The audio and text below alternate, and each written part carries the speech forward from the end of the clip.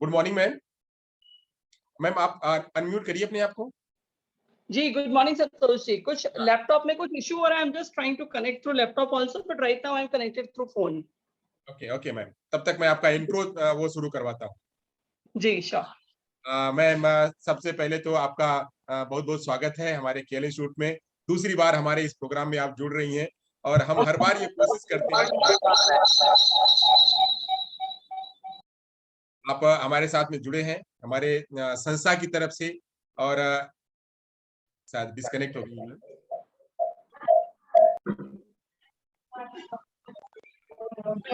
मैं हूँ संतोष जी।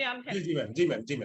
तो आप मैम हमारे साथ में लगातार जुड़ी रहती हैं। हमारी संस्था जैसा कि आपको पता है वह मूक बधिर बच्चों के लिए काम करती है, डेफ फील्ड के लिए काम करती है। तो हमारे यहाँ लगभग 450 डेफ बच्चे यहाँ पे पढ़ते हैं। प्री प्राइमरी से लेकर के सीनियर सेकेंडरी, हायर सेकेंडरी तक के बच्चे हमारे यहाँ पे हैं। और हॉस्टल और डे स्कॉलर दोनों प्रकार के बच्चे हैं।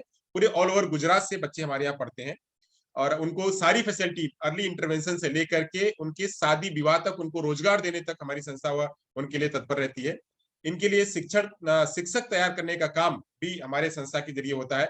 वो डिपार्टमेंट जो हम जहाँ से ये ट्रेनिंग प्रोग्राम चलाते हैं वो डिपार्टमेंट टीचर्स ट्रेनिंग कॉलेज है। तो यहाँ से सतत शॉर्ट टर्म और लॉन्ग टर्म ट्रेनिंग प्रोग्राम भी चलते रहते हैं। हमारे यहाँ 2 कोर्स है, एक diploma in education special education hearing impairment और diploma in education special education BEd education special education का हियरिंग इम्पेयरमेंट में 2 कोर्स है।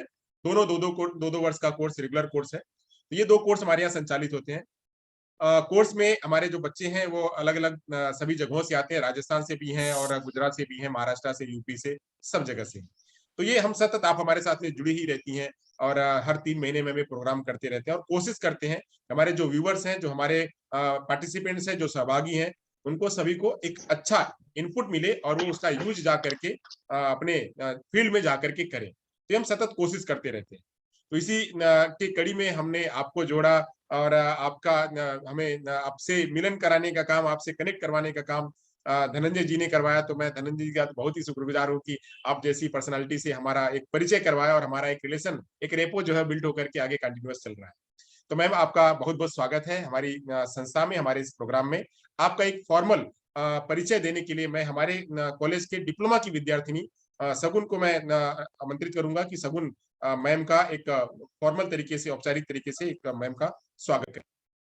सगुन अगर आप हमारी बात को सुन पा रही हैं। हेलो। हाँ जा रही सर। हाँ 1 मिनट, मैं जरा स्लाइड शेयर कर दूं और फिर आप बोलिए। हाँ आवाज आ रही है, बोलिए। Good morning all of you. Good morning ma'am. Good morning. मेरा नाम शगुन सोनी, मैं DEd special education HI second year की छात्रा हूँ। मैं Shri Shah KL institute of और सभी ऑनलाइन पार्टिसिपेट की तरफ से प्रोफेसर वंदना मैम का हार्दिक अभिनंदन स्वागत करती हूँ। मैं सर्वप्रथम केएल इंस्टीट्यूट और डॉक्टर संतोष यादव सर जी का आभारी हूँ कि उन्होंने मुझे प्रोफेसर वंदना मैम का इंट्रोडक्शन देने के लिए अवसर प्रदान किया। तो thank you so much sir. Ma'am कृपया आपकी अनुमति है तो मैं आपका इंट्रोडक्शन प्रस्तुत करूं। जी जरूर Shagun, thank you so much. Yes ma'am.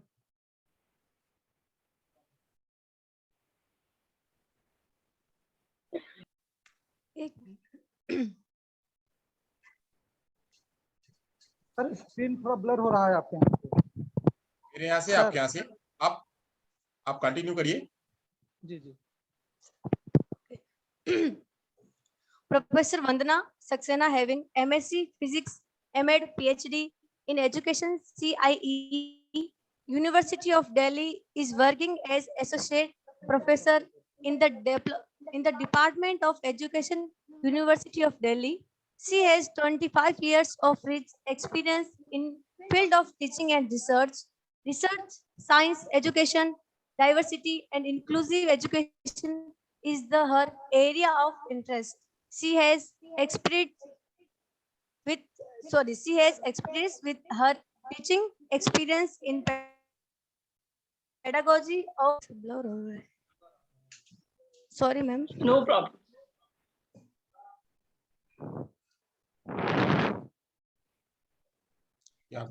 With experience in pedagogy of physics, inclusive education, research, methodology, and She has published more than 50 research papers, 12 chapters in books, 2 subject books in national and international level. She has presented more than 50 research papers in various of conference seminars. She has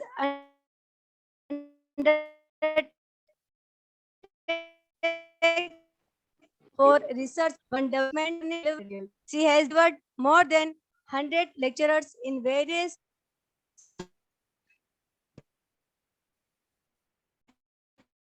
platform as resource MAD, as well training module. मैं post national webinar programme में आपका KL institute की तरफ से बहुत बहुत स्वागत एवं हार्दिक अभिनंदन करती हूँ। आप अपने ज्ञान की अविरल धारा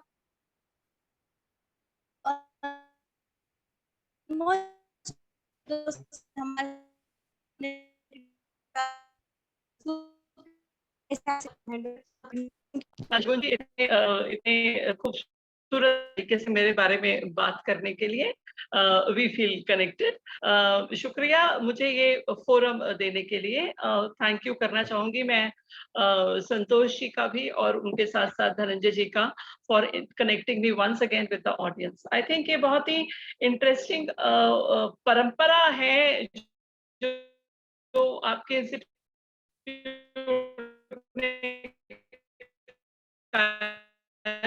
इकट्ठा करते हैं। चला मतलब संगी साथी है, सभी के साथ बड़े हुए हैं अपनी एकेडमिक फील्ड में। सभी लोगों को जो जोड़ पाने का आपका प्रयास है संतोष जी, वो बहुत सराहनीय है।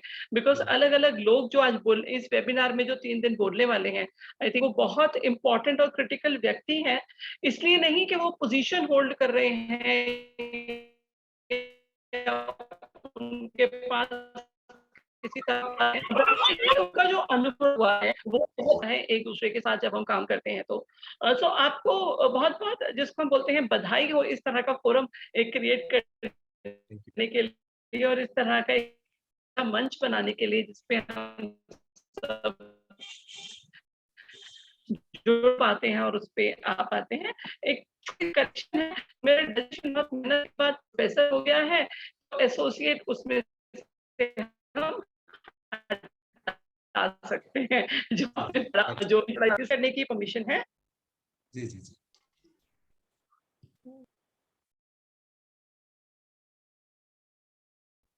Just a moment, I'm just या ma'am opening my PPT and moving on to that. Single internet जो विषय मेरे को दिया गया संतोष जी के द्वारा और जिसके बारे में अपेक्षा है कि हम अगले 1-1.25 घंटे चर्चा करेंगे, वो एक अहम मसला है और उसके लिए बहुत सारे प्रयास तो हो रहे हैं। हम लोग इकट्ठे जब मिलते हैं कभी भी इंक्लूसिव एजुकेशन की बातचीत करने के लिए, तो हमें ये समझ में आता है कि प्रयास तो काफी हो रहे हैं। हमारी एजुकेशन पॉलिसी भी काफी प्रॉमिसिंग है, जिसको लेके हम आगे बात करना और हम चर्चा करना प्रारंभ करते हैं। परंतु हमें ये भी कहीं ना कहीं इस बात की भी हमें समझ रहती है कि इतने प्रयास होने के बाद 1995 में हमारा पहला जो प्रयास था वो सामने आया बहुत मुखर रूप से जब हमने पॉलिसी के बारे में बात करी और जब हमारे पास 1995 का एक्ट आया जिसके बारे में हम चर्चा करते हैं। बट उसके बावजूद अब उसको आए हुए तकरीबन 30 साल हो जाने वाले हैं। उसके बावजूद हम क्यों आज भी कुछ बातें करते हैं या आज भी हमें कुछ तरह की जिसको बोलते हैं एक संतोष जी का नाम जो है उसी को यदि मैं इस्तेमाल करूँ कि हमें संतोष नहीं है कि एजुकेशन में जो हो रहा है वो बहुत है और उसके आगे हमें जाने की जरूरत नहीं है। तो ये एक बेसिक क्वेश्चन है जो मुझे हमेशा परेशान करता रहा है और इसको ही लेके मैंने जो अपनी समझ संजोई है इतने समय में वो मैं आपके साथ अभी साझा करने वाली हूँ। कुछ बुनियादी सवालों पे, कुछ बुनियादी सोच पे हम लोग कुछ चर्चा करेंगे और फिर देखते हैं कि चीजें कैसे आगे बढ़ती हैं। ये मेरा एक जिसको बोलते हैं रिचुअल है, कि जब भी किसी फोरम पे बात करती हूँ तो हमेशा अपने टीचर्स और अपने स्टूडेंट्स दोनों को नमस्कार करती हूँ, बिकॉज इन दोनों की वजह से ही जो भी हम सोच पाते हैं, समझ पाते हैं और जो साझा कर पाते हैं वो इनकी ही वजह से है। ऑफ कोर्स ऑल माइटी और पेरेंट्स के बाद आता है इनका नंबर, पर अहम नंबर है। तो ये हॉलमार्क ऑफ इंक्लूसिव एजुकेशन जब मुझे संतोष जी ने कहा कि इस पे बात करनी है, तो मुझे लगा कि हॉलमार्क के बारे में जब हम बात कर रहे हैं तो फिर हम हाइलाइट्स के बारे में चर्चा ना करें, फिर हम यही समझने की कोशिश करें कि बुनियादी तौर पे ऐसा क्या है जो हमें समायोजित होने से कहीं ना कहीं रोकता है या हमें बाधित करता है उस रास्ते को, और हम उसको लेके आगे कैसे चल सकते हैं। तो मैंने इसी तरीके से इसको बहुत बुनियादी तौर पे इस पे चर्चा करने के बारे में ही सोचा, और मुझे लगा कि हम दो मुख्य डोमेन्स या मुख्य डायमेंशन के तहत इसके ऊपर चर्चा कर सकते हैं। One is conceptualising inclusive education. दरअसल जब हम इंक्लूसिव एजुकेशन की बात करते हैं तो हमारा मतलब क्या रहता है, और इसमें मैं कतई इंटीग्रेटेड ये होता है, इंक्लूसिव ये होता है, इन सब चर्चाओं में नहीं जाने वाली हूँ। आप सब बहुत इन्फॉर्म्ड हैं and this is a forum जहाँ पे हमें कुछ और बात करनी पड़ेगी। तो we are not talking the technicals about it. हम किसी भी टेक्निकल बात के बारे में यहाँ चर्चा नहीं करने वाले हैं। हम ये समझने वाले हैं कि इंक्लूसिव एजुकेशन बच्चों के साथ में आ जाने के बावजूद, वो बच्चे जो अलग तरीके से सीखने की क्षमता रखते हैं, उन सारे बच्चों के आ जाने के बावजूद ऐसी कौन सी चीजें होती हैं जिसके लिए हमें स्कूल में कुछ करने की जरूरत है, या फिर for that reason higher education में कुछ करने की जरूरत। इंक्लूजन उस सही मायने में हम उसको महसूस कर पाए। तो क्या इंक्लूजन केवल लोगों को साथ ले आने से होगा? हम सब जानते हैं नहीं होगा। तो फिर जब इतने समय से हम सब साथ हैं, और 1995 का एक्ट आ गया, उसके बाद 2016 का भी एक्ट आ गया, 2010 का राइट टू एजुकेशन आ गया, फिर भी अगर हम आज की तारीख में ये कहते इंक्लूसिव नहीं है, मैं ऐसा मानती हूँ, हो सकता है आप लोगों की समझ कुछ अलग हो, लेकिन एजुकेशन पूरी तरह से इंक्लूसिव नहीं हो पाई है। तो ऐसा क्या है जिसके बारे में हमें चर्चा करने की जरूरत है? Envisioning classrooms and pedagogy in context of inclusion. थोड़ी सी चर्चा हम क्लासरूम और पेडागोजी के बारे में भी करेंगे कि जब हम बातचीत करते हैं इंक्लूसिव एजुकेशन की, तो इसमें किस तरह के बदलाव आने की आवश्यकता है। अक्सर मैंने देखा कि जब हम इस नई एजुकेशन पॉलिसी के तहत हम जो भी काम कर रहे हैं, उसके अंदर कहीं ना कहीं हमारे पास एक ये जिसको हम बोलते हैं बात रहती है कि हम इंक्लूजन के बारे में चर्चा करेंगे। और इस बात का क्या मतलब रहता है, यदि हम एनईपी का पहला लाइन देखते हैं ना, मैं तो मतलब उसकी पहली लाइन पढ़ के ही जब वो डॉक्यूमेंट फुल फॉर्म में आया तो काफी प्रसन्न हो गई, बिकॉज उसने ये नहीं बोला कि एजुकेशन, बट उन्होंने बोला क्वालिटी एजुकेशन फॉर ऑल। इसका मतलब केवल एजुकेशन और क्वालिटी के बारे में बाद में सोचेंगे, ये वाली जो पूर्ण अवधारणा चली आ रही थी उसको कहीं ना कहीं इसने क्वेश्चन किया। और ये पॉलिसी डॉक्यूमेंट हमें बताता है कि हम एजुकेशन के अंदर क्वालिटी, उसका एक निहित भाव होगा, उसके अंदर ही होगा। तो क्वालिटी और गुणवत्ता शिक्षा के साथ जोड़ देना पहले ही लाइन में एक बहुत प्रॉमिसिंग चीज है, मेरे लिए प्रशंसनीय जिसको मैं कह सकती हूँ। दूसरी बात उन्होंने कहा कि quality education for all children. All children कह देना एक बहुत इंपॉर्टेंट एस्पेक्ट था, जिसमें वहीं पर जब हम प्रिंसिपल्स देखते हैं नई एजुकेशन पॉलिसी के, तो हम ये भी देख पाते हैं कि उसके अंदर इक्विटी के ऊपर कितना ध्यान दिया गया और इसमें कितनी बार ये शब्द रिपीट हुआ है। तो इसमें जब तो पॉलिसी जो है वो जब भी बात कर रही है, तो फिलहाल पॉलिसी जो बात कर रही है वो बहुत ही शिद्दत से, बहुत ही फोकस करके वो इस चीज के ऊपर चर्चा करना चाह रही है कि क्या हमें किस तरह से अपने पूरे शिक्षा के अंदर एक इंक्लूसिव के थॉट को लेकर आना है। इट इज नॉट ओनली कि हम उसको डिजाइन करके हम किसी तरह उसको ले आए, बट एक थॉट, इंक्लूसिव थॉट के बारे में ये पॉलिसी जो है वो हमें उस तरफ लेके जा रही है। ये बहुत ही अहम है। अब जब अलग-अलग फोरम पे, क्योंकि हम लोग दिल्ली विश्वविद्यालय में बैठे हैं तो हमें अलग-अलग जगह पे बुला लिया जाता है काम करने के लिए, एनसीईआरटी भी बुला लेती है। जब अलग-अलग फोरम्स पे बात कर रहे हैं तो आज भी मेरा और ये इतनी जो मैंने आपको 5 मिनट की भूमिका बांधी वो ये बात कहने के लिए बांधी है कि चिल्ड्रन विद डिसेबिलिटी के बारे में चर्चा हो रही है। जो डिसेबिलिटी का सेगमेंट है, जो उसके ऊपर काम कर रहे हैं लोग, वो उसके बारे में बहुत शिद्दत से, बहुत ही फोकस तरीके से उसके ऊपर बात कर रहे हैं। लेकिन जब हम बाकी जगहों पे जाते हैं, तो वहां पर हम डिसेबिलिटी के कंजेक्चर को या हम डिसेबिलिटी के इंटरसेक्शन को इतना स्मूथली अभी भी हम उसको नहीं समझ पाते हैं या हम उसको ले पाते हैं। फॉर एग्जाम्पल, जेंडर के डिस्कोर्स में पूरी की पूरी बात चली जाती है जब महिलाओं पे या ट्रांसजेंडर पे, क्योंकि वो अपकमिंग हमारे पास एक जस्टिस के, सोशल जस्टिस की तरह वो हमारे सामने आ रहा है इशू।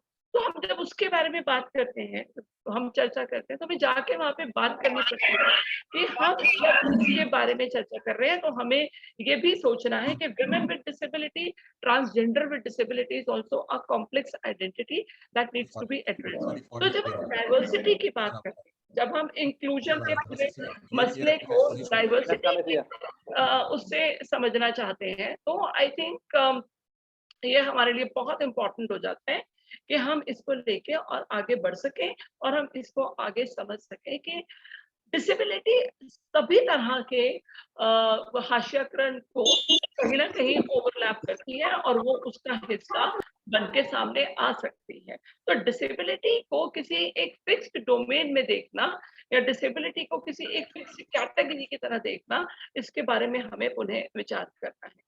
तो इंक्लूजन के बारे में जब भी हम चर्चा करते हैं from the point of view of people and children with disability, I think हमें इस बात को ध्यान में रखना है कि ये अपने आप में एक बहुत डाइवर्स ग्रुप हो सकता है और डिसेबिलिटी ही उनकी खास सीखने की क्षमताओं का कारण नहीं ना होकर ये भी हो सकता है कि उनके साथ और भी कुछ कारक जुड़े हों जो उनकी पोजीशन को, उनके लर्निंग स्टाइल्स को और ज्यादा कॉम्प्लेक्स बनाती हो। ये बात जब हम समझ के हम आगे चल पाते हैं तो हम उसको देखते हैं और इसी बात के ऊपर मैं कुछ समय लगा के आज हम सब लोगों के साथ में चर्चा करना चाहती हूँ। तो हम सब अगर डाइवर्सिटी को समझते हैं तो हमें ये समझ में आता है कि जो लोग हैं उनका जीने का तरीका बिल्कुल अलग होता है और लोगों के जीने का तरीका अलग होने का मतलब वो किस तरह का खाना खाते हैं, कपड़े पहनते हैं, किस तरह के घरों में रहते हैं, क्या त्योहार मनाते हैं, उनका उनके किस तरह के art and language and literature and craft, ये सब चीजें किस तरह की हैं, ये बहुत ही एक तरह का एक कम्युनिटी का एक परिवेश के लिए बहुत ही स्पेसिफिक होता है। आई थिंक इस बात को अगर हम समझते हैं, अगर हम इस बात को अप्रिशिएट कर पाते हैं, तो हमें ये समझ में आता है कि एक कम्युनिटी के लोगों का एक वैल्यू सिस्टम होता है। That value system which the community has is something जो उन्हें एक दूसरे व्यक्ति के बारे में समझ बनाने में कहीं ना कहीं मदद करती है। तो इसीलिए जब हम अलग अलग कम्युनिटीज में चिल्ड्रन विद डिसेबिलिटी के बारे में सोचने और बात करने की कोशिश करते हैं, तो हम इस बात को समझ पाते हैं कि उनके कम्युनिटी में, उनके समुदाय में, उनके घरों में उनकी पोजीशन अलग अलग तरीके की हो सकती है। कुछ समुदायों में बच्चे का किसी भी तरह का डिफरेंटली एबल होना किसी तरह की कोई जिसको बोलते हैं बाध्यता लेकर नहीं आता। वो उनके पास ये समझ है कि बच्चा एक दूसरे से अलग हो सकते हैं बच्चे और उनको सीखने के और समझने और समझाने के तरीके अलग हो सकते हैं। इस तरह की सोसाइटीज में कभी भी हमें डिस्क्रिमिनेशन या हास्याकरण देखने को नहीं मिलता, बल्कि ये वो बच्चे हैं, ये वो परिवार हैं जो स्कूलों में जाते हैं और पेरेंट्स को और टीचर्स को बोलते हैं, स्कूल के प्रिंसिपल्स को बोलते हैं कि इन बच्चों को पढ़ाना और इन बच्चों को समर्थ बनाना आपकी ड्यूटी है, आपकी रिस्पॉन्सिबिलिटी है और उसको निभाएं और उसको आगे लेके चलें।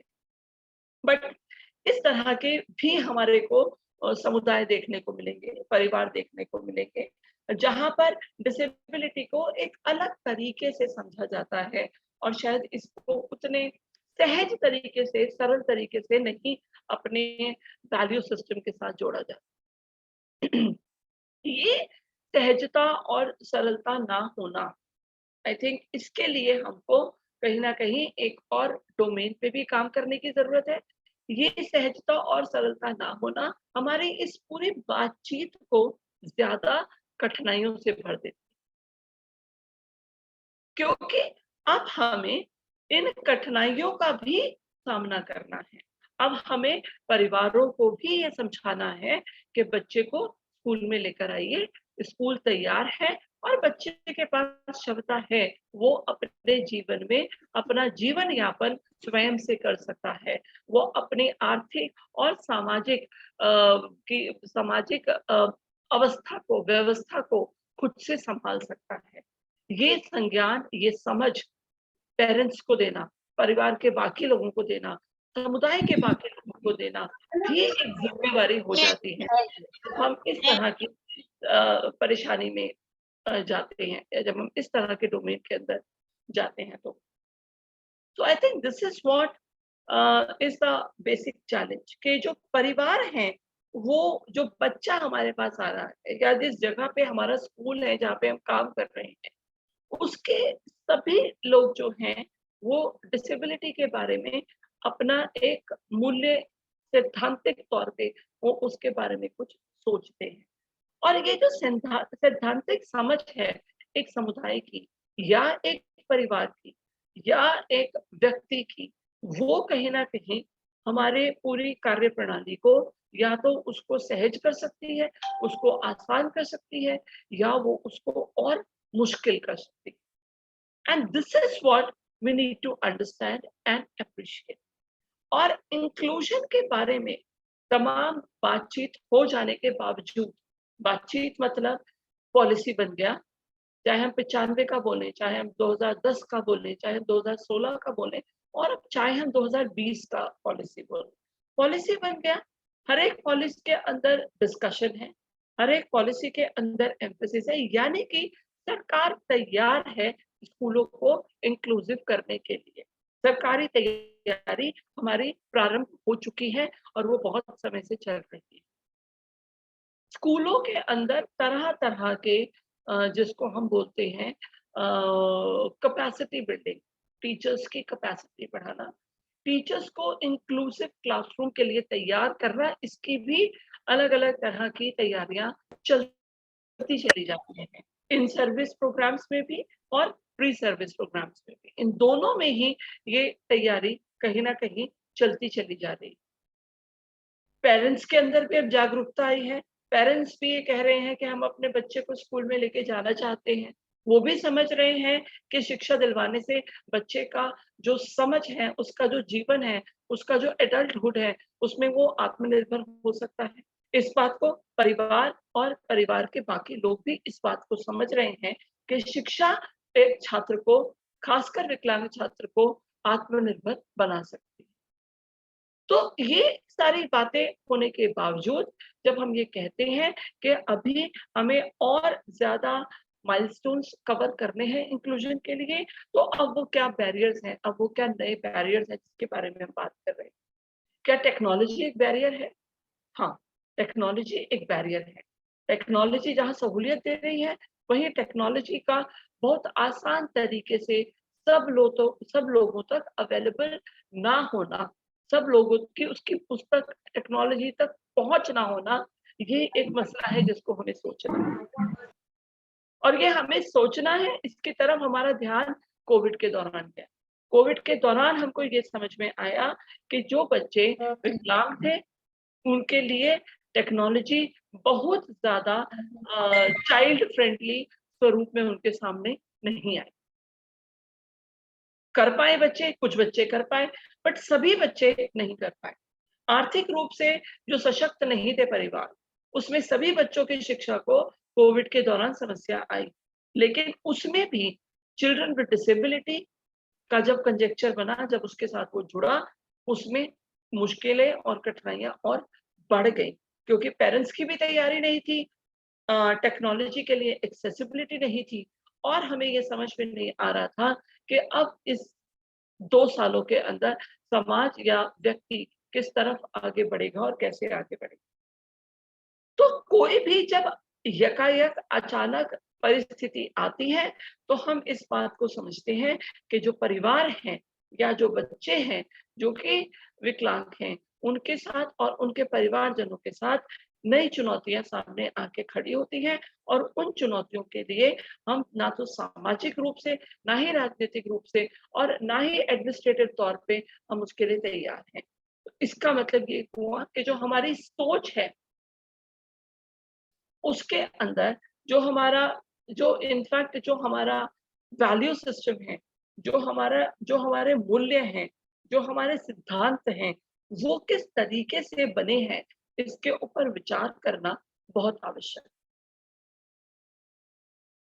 मूल्यों की शिक्षा, मूल्यों के बारे में चर्चा, इसके बारे में बहुत बात हो रही है। नई एजुकेशन पॉलिसी के अंदर वैल्यू बेस्ड एजुकेशन के ऊपर बहुत बात हुई है। लेकिन वैल्यू बेस्ड एजुकेशन में ये बात समझना हम सबके लिए अति आवश्यक है कि वैल्यूज तो बदलें ही। समय के साथ वैल्यूज बदलती हैं, मूल्य बदलते हैं।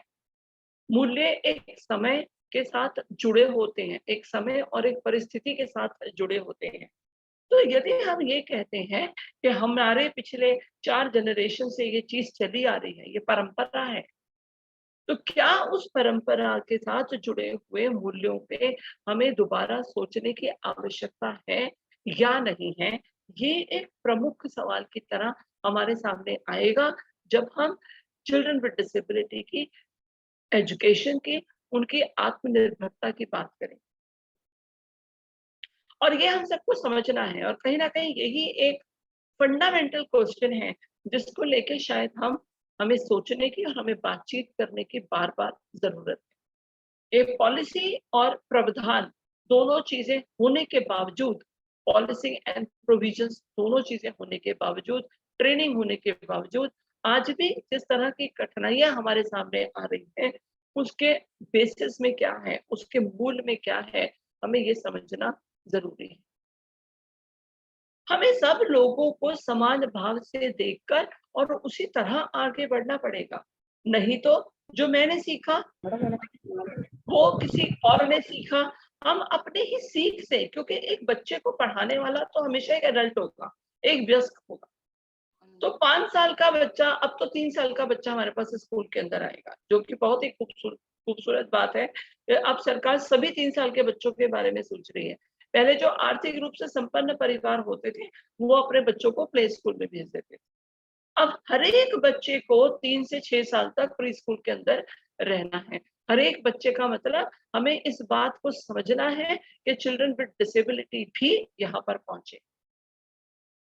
तो जो हम तमाम बातें करते हैं, जो संतोष जी ने कहा उनका इंस्टीट्यूशन करता है early intervention and early identification.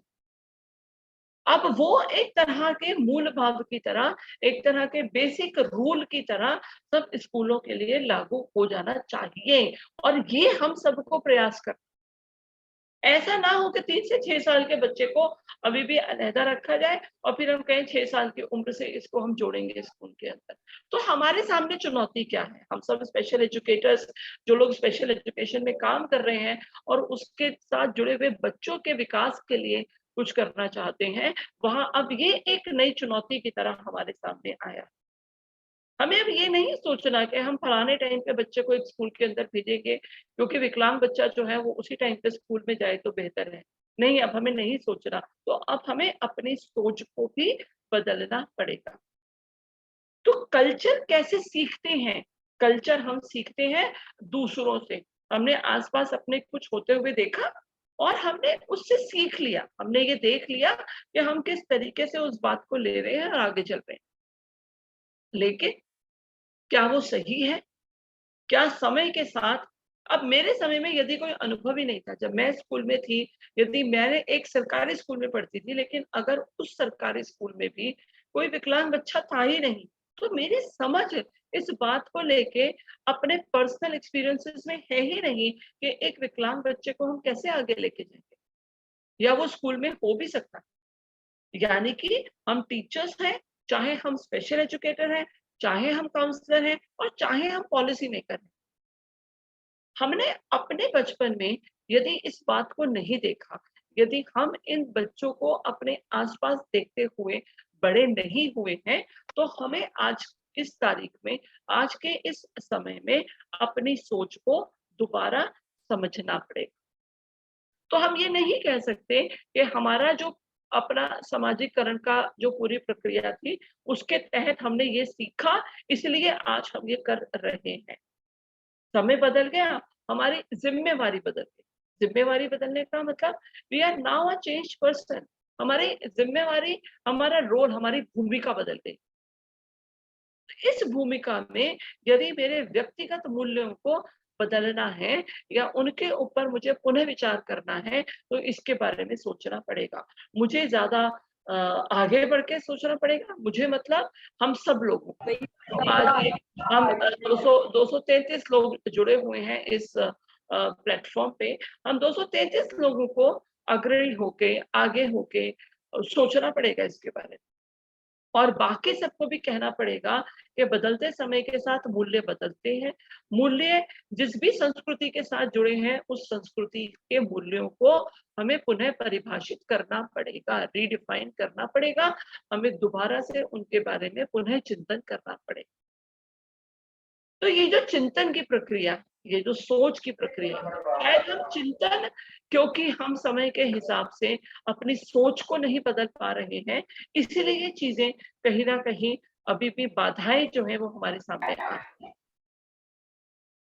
इसका मतलब ये हुआ, जो मैंने अभी कहा, इसका मतलब ये हुआ कि जो अलग हम जब हमारी भूमिका बदल गई, आज जब हम अपने परिवेश से बाहर निकल के अपने व्यक्तिगत सामाजिकरण की प्रक्रिया से आज हम एक इस प्रक्रिया के साथ जुड़ गए, शिक्षा के साथ जुड़ गए, जिसमें अब हम दूसरों की समाजीकरण की प्रक्रिया में कोई भूमिका निभा रहे हैं या उनके अंदर अब हमारा योगदान है, तो शायद हमें सोचना और समझना एक अलग तरीके से शुरू करनी पड़ेगी, शुरुआत करनी पड़ेगी, एक उसके अंदर एक आगाज करना पड़ेगा। क्या शुरुआत है जिसके बारे में हम कह रहे हैं? हम ये कह रहे हैं कि अब हमें ये समझना पड़ेगा कि टीचर जो है वो जिस व्यक्तिगत परिवेश से आया है, जिस व्यक्तिगत संस्कृति से आया है, जिस व्यक्तिगत समाजीकरण की प्रक्रिया से वो टीचर एक जगह पे पहुंचा है, या वो स्पेशल एजुकेटर है या वो काउंसलर है, कोई भी हो सकता है। हो सकता है वो जिस तरह के स्कूल में जाके पढ़ा रहा हो, वहाँ के समुदाय, वहाँ के परिवार, वहाँ के बच्चे, उन सब का जो संस्कृति है वो अलग। मेरी क्लास के अंदर ऐसे बहुत सारे बच्चे हो सकते हैं जिनका पारिवारिक परिवेश अलग हो। तो हमें ये समझना पड़ेगा कि अब ऐसी जगह पर, क्योंकि बहुत ज्यादा माइग्रेशन है, क्योंकि बहुत ज्यादा लोग नौकरी और बाकी चीजों के लिए एक जगह से दूसरी जगह जाते हैं, स्थानांतरित होते हैं, तो हमको ये समझना पड़ेगा कि क्लासरूम्स जो हैं वो अब मल्टीपल वैल्यू सिस्टम की तरह हमारे सामने आ रहे हैं। और ये वैल्यू सिस्टम जो हम लोगों के सामने आ रहा है, जो मल्टीकल्चरल कॉन्टेक्स्ट जिसको हम बोलेंगे, बहुसांस्कृतिक परिवेश जो हमारे सामने आया है, जो हमारे सामने प्रस्तुत है, इसके तहत अब हमें अपनी शिक्षा की समझ को पुनः परिभाषित करना हो। और ये एक चुनौती है, ये एक चुनौती है और इसके लिए हमको तैयारी चाहिए। और ये तैयारी, इस तरह के जो भी हमारे कार्यक्रम होते हैं, वो हमें ये तैयारी देते हैं, वो हमें तैयार करने के लिए ही है कि हम किस तरीके से अपनी सोच को बदलें। तो यदि मुझे आज ये मौका मिला कि मैं आके आप लोगों के साथ अपने अनुभव साझा कर सकूं, तो उसमें मेरा क्या काम है? मेरा काम ये तो नहीं है कि मैं ये मान के आ जाऊं कि आपको तो कुछ पता ही नहीं है और मुझे बताना है, बिल्कुल नहीं है। मैंने अपने अनुभव आपके साथ लेके आने हैं, क्योंकि मेरा जो काम है वो एक अलग तरीके से चल रहा है। मैं एक अलग तरह की दिशा में काम कर रही हूँ और आप सब लोग एक अलग तरह की दिशा में काम कर रहे हैं। तो दिशाएं हमारी बेशक अलग हों, लेकिन हमारी दशाएं अलग-अलग नहीं होनी चाहिए। अगर हम लोग, हमारा जो फोकस है वो अलग-अलग तो नहीं होना चाहिए। यानी कि यदि हम रिसर्च और फील्ड दोनों को मिला के जब सामने रखेंगे, तभी हम समझ पाएंगे कि हम उन सभी स्कूलों के अंदर समावेशी शिक्षा को कैसे ला सकते हैं। और उस समावेशी शिक्षा के लिए हमें क्या बदलना है? हमें बिल्डिंग बदलनी है, जी हाँ बदलनी है। तो अब लगभग सभी सरकारों ने कुछ एक बेसिक फंड दे दिया। उन्होंने कहा अपने स्कूलों में रैंप बना लीजिए, जहाँ ज्यादा पैसे थे वहां उन्होंने लिफ्ट बनवा दी, so on and so forth, जैसे भी वो कर सकते थे, जिन्होंने अपने हिसाब से किया। बिल्डिंग बदलनी है, हाँ बिल्डिंग बदलनी है। ट्रांसपोर्ट बदलना है, जी हाँ ट्रांसपोर्ट का तरीका बदलना है। क्या हमारे को किताबें बदलनी है? हाँ, किताबों के अंदर भी कुछ बदलाव तो करना है। तो हमने कहा कि अब हम ब्रेल लैंग्वेज और साइन लैंग्वेज के ऊपर भी पूरी चर्चा करेंगे और कोशिश करेंगे कि स्कूलों के अंदर कुछ लोग ऐसे हों जिनको ब्रेल और साइन लैंग्वेज की भी जानकारी है। तो हमने इस तरह से जो हमारे रिसोर्सेस थे, चाहे वो इंफ्रास्ट्रक्चर था, बिल्डिंग था, या वो हमारा किताबें थी, या हमारे टीचर्स ट्रेनिंग थी, हमने इसके ऊपर काम करना शुरू कर दिया। लेकिन आज भी यदि हमारे अपनी सांस्कृतिक परिवेश में, हमारे अपने कल्चरल डोमेन में, यदि चीजों में हम एक सहज भाव से, सरल भाव से चिल्ड्रन विद डिसेबिलिटी या पीपल विद डिसेबिलिटी के बारे में नहीं सोच पाते हैं, तो कहीं ना कहीं हमारे सामने ये एक चुनौती की तरह है। हमें अपने आप से ये सवाल पूछना है कि यदि कोई पर्सन विद डिसेबिलिटी हमारे पास आता है, चाहे हमारे स्कूल में आता है, चाहे वो हमारे घर पे आता है, और वो ये कहता है कि मेरे को फलाना काम करना आता है, तो क्या हम उसको अपने यहाँ एक अर्निंग अपॉर्चुनिटी, कमाने का मौका, रोजगार का मौका देने के लिए तैयार हैं? शुरुआत हमें यहाँ से करनी है। क्या हमें इस बात की क्या हमें अंदरूनी तौर पे हम इस बात से कन्विंस हैं, हम इस बात को मानते हैं कि पर्सन विद डिसेबिलिटी काम कर सकता है और उतने ही पैसे दें उसको जितना हम किसी और को दे रहे हैं? ये एक सवाल है और ये एक चुनौती है कि जब हम शेयर्ड स्पेसेस की बात करते हैं, तो क्या हम शेयर्ड स्पेस में, क्या हम वो जगह, वो स्पेस जो हम साझा एक दूसरे के साथ साझा कर रहे हैं, क्या उसके अंदर हम अवसरों को भी साझा रखते हैं, या हमारे जहन में अभी भी यही है कि यदि कोई पर्सन विदाउट डिसेबिलिटी मिल जाए तो शायद बेहतर हो। तो हमारी अपनी समझ पीपल विद डिसेबिलिटी के बारे में क्या है? क्या हम उनको ये मानकर कि यदि इसके अंदर ये क्षमता है, इस व्यक्ति विशेष के अंदर यदि ये क्षमता है, तो हम उसे रोजगार के साथ जोड़ सकते हैं? क्या हमारा ऐसा मानना है, या अभी भी हमारे लिए ये एक सवालिया निशान है? व्यक्तिगत तौर पे शायद हमारे लिए अलग तरह की चुनौती हो सकती है, तो क्या हम स्कूल एक संस्था के तौर पे हम इसके अंदर काम करने के लिए तैयार हैं, या हमारी क्या समझ है इस बात को लेके, ये हमें सोचना है। हमें ये भी सोचना है कि यदि हमारे स्कूलों के अंदर बच्चे रहते हैं, यदि हॉस्टल बने हुए हैं, यदि हमारे स्कूल्स रेजिडेंशियल हैं, तो हमें इस बात के बारे में सोचना है कि क्या मेरा जो छात्र है, मेरा छात्र जो डिसेबल्ड है, वो बच्चा कहाँ रह सकता है? क्या मैंने उसके रहने की भी सुविधा करी है या नहीं करी? या जब मैंने ये सोचा कि अब मेरा विद्यालय आवासीय विद्यालय होगा, तो क्या हमने उस आवासीय विद्यालय को जब बनाने की बात करी, उसके अंदर जब हमने आवास बनाने की बात करी, तो क्या हमने यही सोच के माना कि इसके अंदर पर्सन विद और विदाउट डिसेबिलिटी दोनों रह सकता है? ये सब चीजें हमें सोचनी है। या आज भी हम एक कन्वेंशनल बिल्डिंग बना के खड़ी कर देंगे और फिर ये सोचेंगे नहीं इसके अंदर तो रैंप भी होना चाहिए। या हम ये मान लें कि हमारे स्कूलों में तो ज्यादातर बच्चे आते नहीं हैं, जो आते हैं वो अपने घर पे ही रहना पसंद करते हैं। तो हम किस तरीके से इसके बारे में चर्चा करेंगे, सोचना जरूरी है। क्या हम ये मानते हैं कि नवोदय और कस्तूरबा गांधी विद्यालय जो कि बच्चों की शिक्षा के लिए बने, उन स्कूलों के अंदर, उन विद्यालयों के अंदर पर्सन विद डिसेबिलिटी एम्प्लॉइज होने चाहिए, यानी कि उसमें काम करने वाले एडल्ट्स होने चाहिए, और एट द सेम टाइम उसके अंदर जो छात्र जा रहे हैं, क्योंकि दोनों ही आवासीय विद्यालय हैं, उसके अंदर जो छात्र जा रहे हैं वो भी जो विकलांग छात्र हैं उनका समावेशन उसमें होना चाहिए, या अभी भी हम उनको एक अलग तरीके से देख रहे हैं। तो क्या हमने इस तरह की परियोजनाएं जो कि विभिन्न क्षेत्रों में बच्चों की शिक्षा को आगे बढ़ावा देने के लिए बनी है, हमने उसमें पीपल विद डिसेबिलिटी या चिल्ड्रन विद डिसेबिलिटी को किस तरीके से देखा है, या उनको विजुअलाइज किया है, या उनके लिए हमने क्या सोचा है, ये भी हम सबको मिलके कहीं ना कहीं देखना है। आप लोग जाएंगे, आपको आगे आगे दिखेंगी वो चीजें, वो संभावनाएं जहाँ पे हम इसके बारे में सोच सकते हैं। तो अभी भी ये चर्चा जारी है कि बच्चे को हमें इंक्लूसिव स्कूल में भेजना है, रेगुलर स्कूल में भेजना है, या फिर हमको उसे किसी स्पेशल स्कूल के अंदर भेजना है। बिकॉज और इसके ऊपर चर्चा ये नहीं है, इसके ऊपर किसी का इस तरह का कोई जिसको हम बोलते हैं कि शक नहीं है कि बच्चा नहीं सीख पाएगा, बल्कि ये बात हम इस डाउट में इसलिए है क्योंकि हमें ये नहीं पता कि जो समाज है, जो वो जगह है वो उस बच्चे को, जो स्कूल है वो उस बच्चे को सिखाने के लिए पूरी तरह से So I have doubt, we have question with regard to the preparedness of the system. क्या सिस्टम तैयार है बच्चा जो चाइल्ड विद डिसेबिलिटी है उसको स्कूल में लेने के लिए? हमें इस बात को समझना पड़ेगा कि बहुत तरह का हाशियाकरण है। जेंडर के बेस पर है, कास्ट के बेस पर है, क्लास के बेस पर है, बहुत तरह का हाशियाकरण है समाज के अंदर, और शिक्षा से जो है वो बच्चे हाशियाकृत रहे हैं उस समुदाय के। परंतु उनसे जुड़ी हुई जो मसले हैं वो कहीं ना कहीं सामाजिक समावेशन से जुड़े हुए, क्योंकि वो बच्चा यदि क्लास के अंदर आ जाता है तो उसके सीखने और समझने के जो तरीके हैं उसके अंदर किसी तरह की विविधता नहीं है।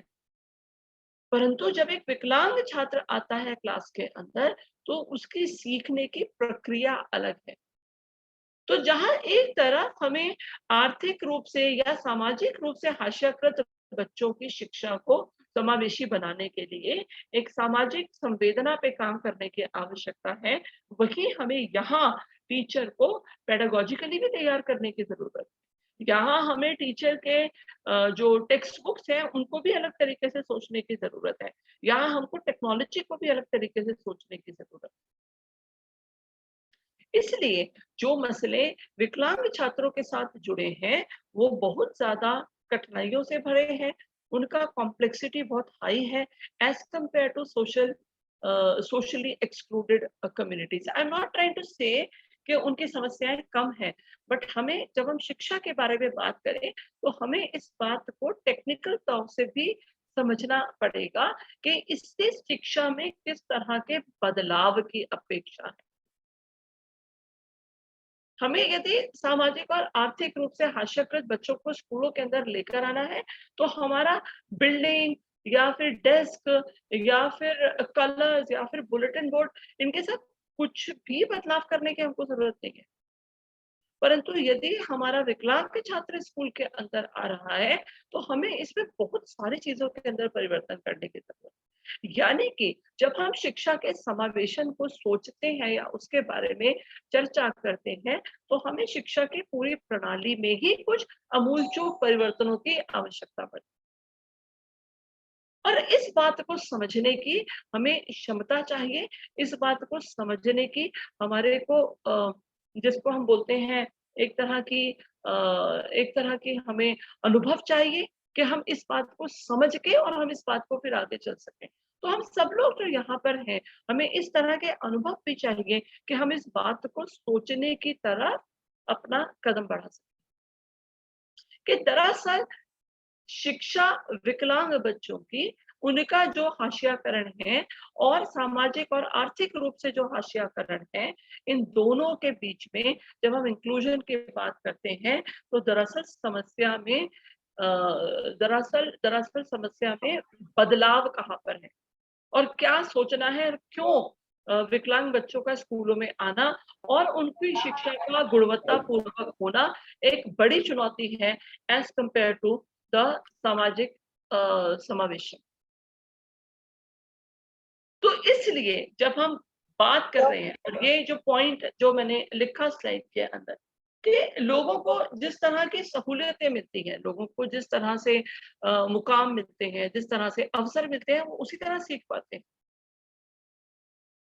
तो सामाजिक और आर्थिक रूप से हाशियाकृत लोग भी को भी समस्या है, लेकिन यदि वो एक बार स्कूल के अंदर आ जाते हैं तो स्कूल को सिर्फ अपना दरवाजा खोलने की जरूरत है। लोगों को सिर्फ अपनी सोच बदलने की जरूरत है कि हर एक समुदाय का व्यक्ति पढ़ सकता है, उसके अंदर क्षमता हो सकती है, वो एक बार आ जाते हैं और उसके अंदर काम शुरू होता है। लेकिन विकलांग बच्चों के साथ ये समस्या तो है ही कि लोग उनके बारे में क्या सोचते हैं। तो सामाजिक संवेदना की आवश्यकता तो उसमें है, बट उसके साथ साथ एक बहुत अहम मसला जुड़ा हुआ है कि इसमें शिक्षा की पूरी प्रणाली को खुद से बदलना पड़ेगा।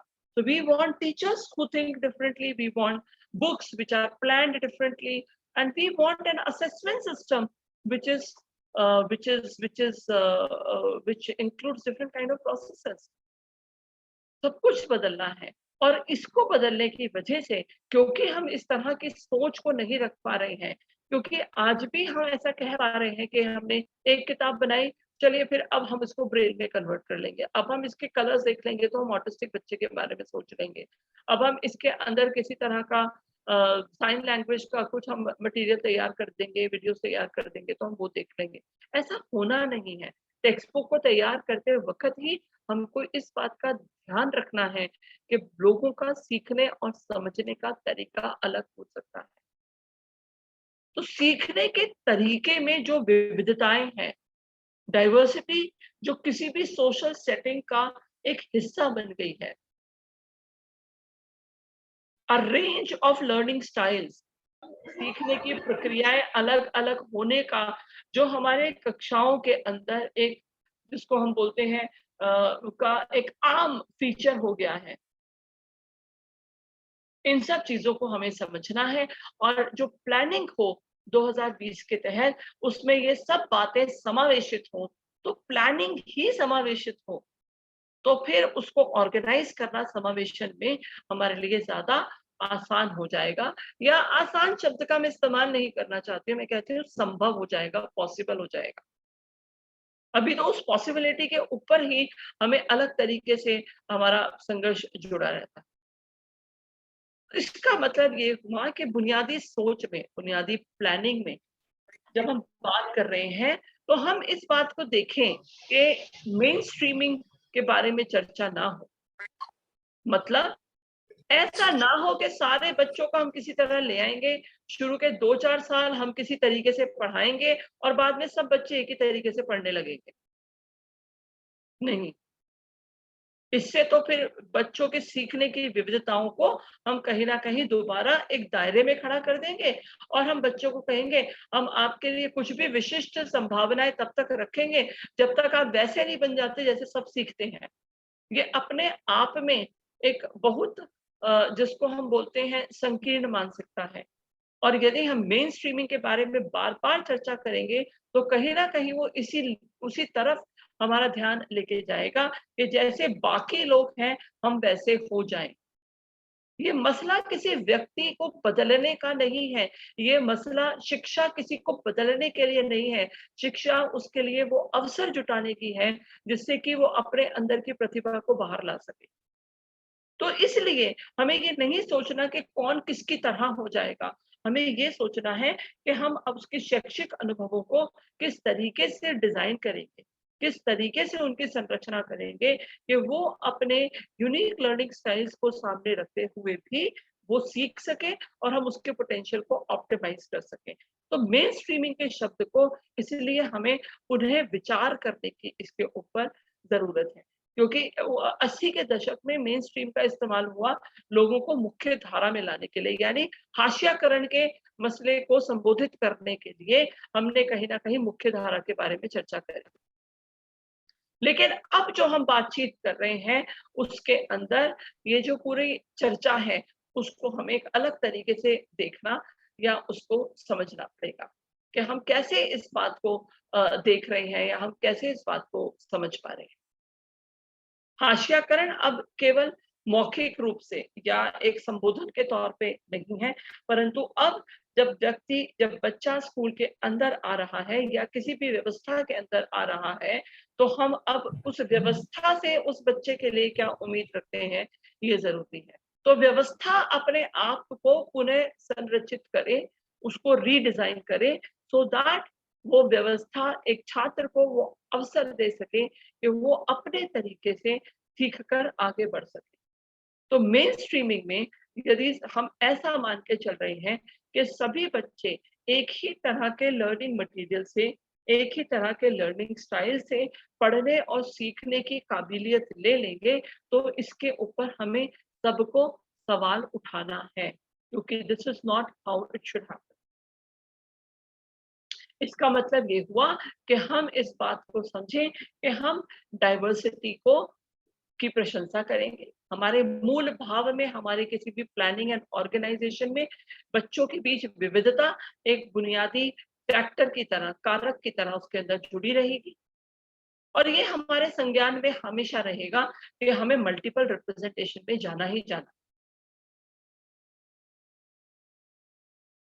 इस इसका मतलब ये भी हुआ कि हम किसी भी प्लानिंग को शुरुआत करने से पहले हम ये मान के चलेंगे हमारा मूल्य क्या होगा, what will be my value, my core value will be mutual respect for each other. मैं और आप एक दूसरे का बराबरी से सम्मान करेंगे और हमारे सम्मान करने के बीच हमारी व्यक्तिगत परिस्थितियां किसी भी तरह की बाधक नहीं होंगी। यदि इस कोर वैल्यू के साथ हम प्लानिंग की शुरुआत करते हैं तो कहीं ना कहीं हम उस बात को आगे लेके जा पाएंगे। नाउ थिंकिंग अफ्रेश, इसके कॉन्सिक्वेंसेस क्या होंगे कि हमें एक बार दोबारा सोचना पड़ेगा और हमें जिसको बोलते हैं ना बुनियादी तौर पे ही दोबारा सोचना पड़ेगा। हम ऐसे नहीं सोच सकते कि ये तो है अब और क्या कर सकते हैं, जो है वो समायोजन के लिए पर्याप्त नहीं है, ये अब तक हमें समझ में आ जाना चाहिए। यानी कि हमें इसको सोचना ही अलग तरीके से है, हमें इसको समझना ही अलग तरीके से है। ये बुनियादी तौर पे जब हम इसको समझेंगे तो हम शायद एक अलग तरह के रिसोर्स क्रिएशन की तरफ जाएंगे, जिसमें बच्चों को उनकी अपनी समझ और लर्निंग स्टाइल के अनुसार सीखने का मौका मिलेगा। टीचर्स ऑफ कोर्स इसके अंदर एक बहुत इंपॉर्टेंट भूमिका निभाने वाले हैं। और जब मैं टीचर्स बोल रही हूँ तो मैं इसके अंदर special educators, counsellors, para teachers जितने भी हैं, या हमारे इवन पैरामेडिक्स जो हैं, हमारे केस में हमारे शिक्षा में पैरामेडिकल सर्विसेज भी बहुत इंपॉर्टेंट हो जाती हैं। तो हम उन पैरामेडिक्स के बारे में भी बात करें तो टीचर वो तमाम लोग जो जुड़े हुए हैं एक बच्चे की शिक्षा प्रणाली के साथ।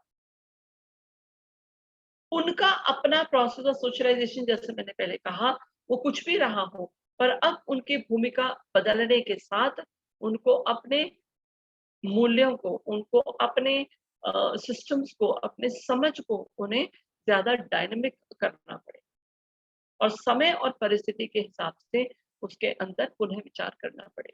तो रिफ्लेक्शंस बहुत इंपॉर्टेंट हो। क्या मेरी अपनी ही कोई समझ है, क्या मेरा अपना ही कोई स्टीरियोटाइप है जो मुझे रोक रहा है ऐसा करने से? तो अपनी पूर्व अवधारणाओं को, अपनी पूर्व धारणाओं को मुझे समझना पड़ेगा और उन पूर्व धारणाओं को मुझे जिसको हम बोलते हैं रिफ्लेक्ट करके पुनः परिभाषित या पुनः विचार में मुझे जाना हो। ये जरूरी रहेगा मेरे लिए एज अ टीचर, अगर मैं चाहती हूँ कि जो समायोजन है, जो शिक्षा है या शैक्षिक अनुभव एक छात्र के, वो बिल्कुल अलग तरीके से उसके अंदर जुटे। सोशियो कल्चरल कॉन्टेक्स्ट बहुत इंपॉर्टेंट है, इसके बारे में हम चर्चा कर चुके हैं, लेकिन मैं इसकी चर्चा विशिष्ट संदर्भ में, जो शिक्षकों की भूमिका है उसके विशिष्ट संदर्भ में इसके बारे में बात करना चाहती हूँ। बच्चा घिरा होता है हमारे पास, यदि वो 4 घंटे 5 घंटे के लिए दिन में आ रहा है तो भी एक बड़ा टाइम, एक बड़ा समय वो अपने परिवार और अपने दोस्तों के बीच बिताता है। तो इस सोशियो कल्चरल कॉन्टेक्स्ट को भी हमें निरंतर तौर पे कहीं ना कहीं इसके साथ अपनी बात को कहते रहना होगा। हो सकता है कि हम इसको कहने का मौका किसी कम्युनिटी सेंसिटाइजेशन ड्राइव के थ्रू सोचें। हो सकता है कि हम अपने स्कूल में पढ़ने वाले जो बड़ी उम्र के बच्चे हैं, हम उनसे कहें कि उन्हें कम्युनिटी में जाके एक तरह का कुछ कम्युनिटी वर्क करना है, जिसमें उन्हें लोगों को जाके समझानी है ये बात कि सभी बच्चों को स्कूल में आना चाहिए और शिक्षा जो है वो व्यक्ति के जीवन को बदल सकती है। हो सकता है हमें अपने जिसको हम बोलते हैं एनुअल डे, हमें अपने वार्षिक दिवस पर इस तरह की बातें करनी पड़े। हो सकता है हमें अपने वार्षिक दिवस पे हम किसी मुख्य अतिथि के तौर पे बुलाते हैं, इसके बारे में पुनः विचार करना पड़े और हम ये सोचें कि हम मुख्य अतिथि के तौर पे एक पर्सन विद डिसेबिलिटी को बुलाएं, जो अपनी चुनौतियां भी साझा करे बाकी लोगों के साथ और जो अपनी सक्सेस को भी साझा करे दूसरे लोगों के साथ। तो हमें इन सब चीजों को पुनः परिभाषित करके, उन्हें सोचकर हमें ये समझना पड़ेगा कि सामाजिक संवेदना को जागरूक करने का जो हमारा जिम्मेवारी है एज अ टीचर वो रहेगा, एज अ स्कूल हमारा वो जिम्मेवारी हमेशा रहे। और इसीलिए स्कूलों के विभिन्न चीजों को लेके हो सकता है एक पखवाड़ा बना सकें, 15 दिन का एक प्रोग्राम हम क्रिएट कर सकते हैं। दिसंबर में कर लें उसको हम, 3 दिसंबर से पहले 10 दिन का हम एक पखवाड़ा मनाएं या एक हफ्ता मनाएं और हम उसके अंदर चर्चाएं करें, चाहे हम उसको 1 से 7 करें, चाहे हम उसको 26 नवंबर से लेके और 3 दिसंबर तक करें, कैसे भी करें। हमारा उसके अंदर कोई खास मेरी सलाह नहीं है उसको लेकर। तो हम ऐसा कर सकते हैं, हम ऐसे स्ट्रीट प्लेस तैयार कर सकते हैं, जिसको जाके बच्चे जो स्ट्रीट प्ले हैं वो जाके कम्युनिटी में वो स्ट्रीट प्ले करें, छात्रों के बीच वो स्ट्रीट प्ले करें। समझ में आती है बात इसे कहने की। और ये जो सामाजिक संदर्भ है ये हमेशा शिक्षा के साथ जुड़ा रहेगा और हम वो सभी लोग जो शिक्षा के साथ जुड़े हुए हैं हमें हमेशा इस सामाजिक संदर्भ को संबोधित करना पड़े। हमें ये समझना, एक तो ये सामाजिक पक्ष हुआ इस पूरी बातचीत का। दूसरा एज अ पेडागोजी, जो मैंने कहा था कि हम थोड़ी चर्चा पेडागोजी के स्वरूप में भी करेंगे, तो पेडागोजी के तौर पे भी हमें ये समझना है कि जो सब्जेक्ट है वो कैसे एक दूसरे की तरफ जाता है। और इसके बारे में यदि कभी मौका मिला तो इस पे हम खुलासा करेंगे, खुलासे से चर्चा करेंगे कि हर एक विषय को सीखने के लिए अलग अलग तरह के स्किल्स हमको चाहिए। और जो स्किल्स हमको चाहिए, जो अलग अलग तरह की स्किल्स हमको चाहिए हर एक चीज को समझने के लिए, किसी का पेन चल रहा है, कोई प्रिंस है यहाँ पे, उनका पेन चल रहा है इस स्लाइड के ऊपर। जी, रोक लीजिए इसको प्रिंस साहब, थैंक यू। कोई बात नहीं, मिटा दीजिएगा। तो हम मैं करता हूँ। प्रिंस जी प्लीज ऐसा ना करिए, नहीं तो हम आपको रिमूव करेंगे। नहीं, आई थिंक वो बाय चांस हो गया है किसी से, but will do that, no problem. मैं ये कर रेड देता हूँ। लाइन्स जो भी है, मैं सिर्फ ये बता दूं कि ये रेड लाइन्स जो भी है वो मेरी उसका हिस्सा नहीं है प्रेजेंटेशन का। जी, तो हम समझ रहे हैं इस बात को कि ये जो भी चीज हो रही है इस समय, हम इस बात को समझ पाएंगे जो हर एक विषय को सीखने के लिए कुछ कुछ प्रोसेस स्किल्स चाहिए होती हैं, कुछ थिंकिंग स्किल्स चाहिए होती हैं। तो हमें ये जरूरी नहीं है, हम ये ना सोचे कि हम उस बच्चे, किसी विकलांग बच्चे के अंदर, क्योंकि ये डेवलप करना मुश्किल है, पहले तो हम ये समझे कि सभी क्षमताएं सभी छात्रों के अंदर डेवलप की जा सकती हैं। That is one thing which we have to convince ourselves, हमें खुद को इस बात के लिए कन्विंस करना। दूसरी प्रमुख बात यह है कि हमें सारे, हम क्योंकि स्पेशल एजुकेशन से जुड़े हुए हैं, तो हमें सभी सब्जेक्ट वाले लोगों को भी ये समझाना है कि आपके विषय को सीखने के लिए कौन कौन से स्किल्स इंपॉर्टेंट हैं, इसको आप भी हाईलाइट करिए, आप भी समझिए। और अब ये सोचिए कि आप प्रत्येक छात्र में उन क्षमताओं को कैसे उनको आगे बढ़ाएंगे या उनके अंदर कैसे वो क्षमताएं विकसित करेंगे, डेवलप करेंगे। और उसी में जब हम मल्टीपल रिप्रेजेंटेशंस की बात, पेडागोजिस्ट दिस ओनली, कि हम उन क्षमताओं को कैसे डेवलप करते हैं, तो उसी में जब हम मल्टीपल रिप्रेजेंटेशन का मुख्य सिद्धांत लेके चलेंगे तो हम उसके अंदर उसको मल्टीपल रिप्रेजेंटेशंस में लेके जा पाएंगे। मल्टीपल रिप्रेजेंटेशन का मतलब मेरा चाइल्ड विद डिसेबिलिटी उस पूरे कॉन्टेक्स्ट में एड्रेस होगा। तो मल्टीपल डिसेबिलिटी प्लानिंग का, पेडागोजिकल प्लानिंग का एक बेसिक रूल होना चाहिए। मल्टीपल रिप्रेजेंटेशन पेडागोजिकल प्लानिंग का रूल तब ना हो जब वो हमारी क्लास में यदि कोई विकलांग छात्र आएगा तो होगा। तो यानी कि सभी टीचर्स को, सभी शिक्षकों को मल्टीपल रिप्रेजेंटेशन के अनुसार अपनी पेडागोजिकल प्लानिंग की तैयारी या ट्रेनिंग मिलनी चाहिए।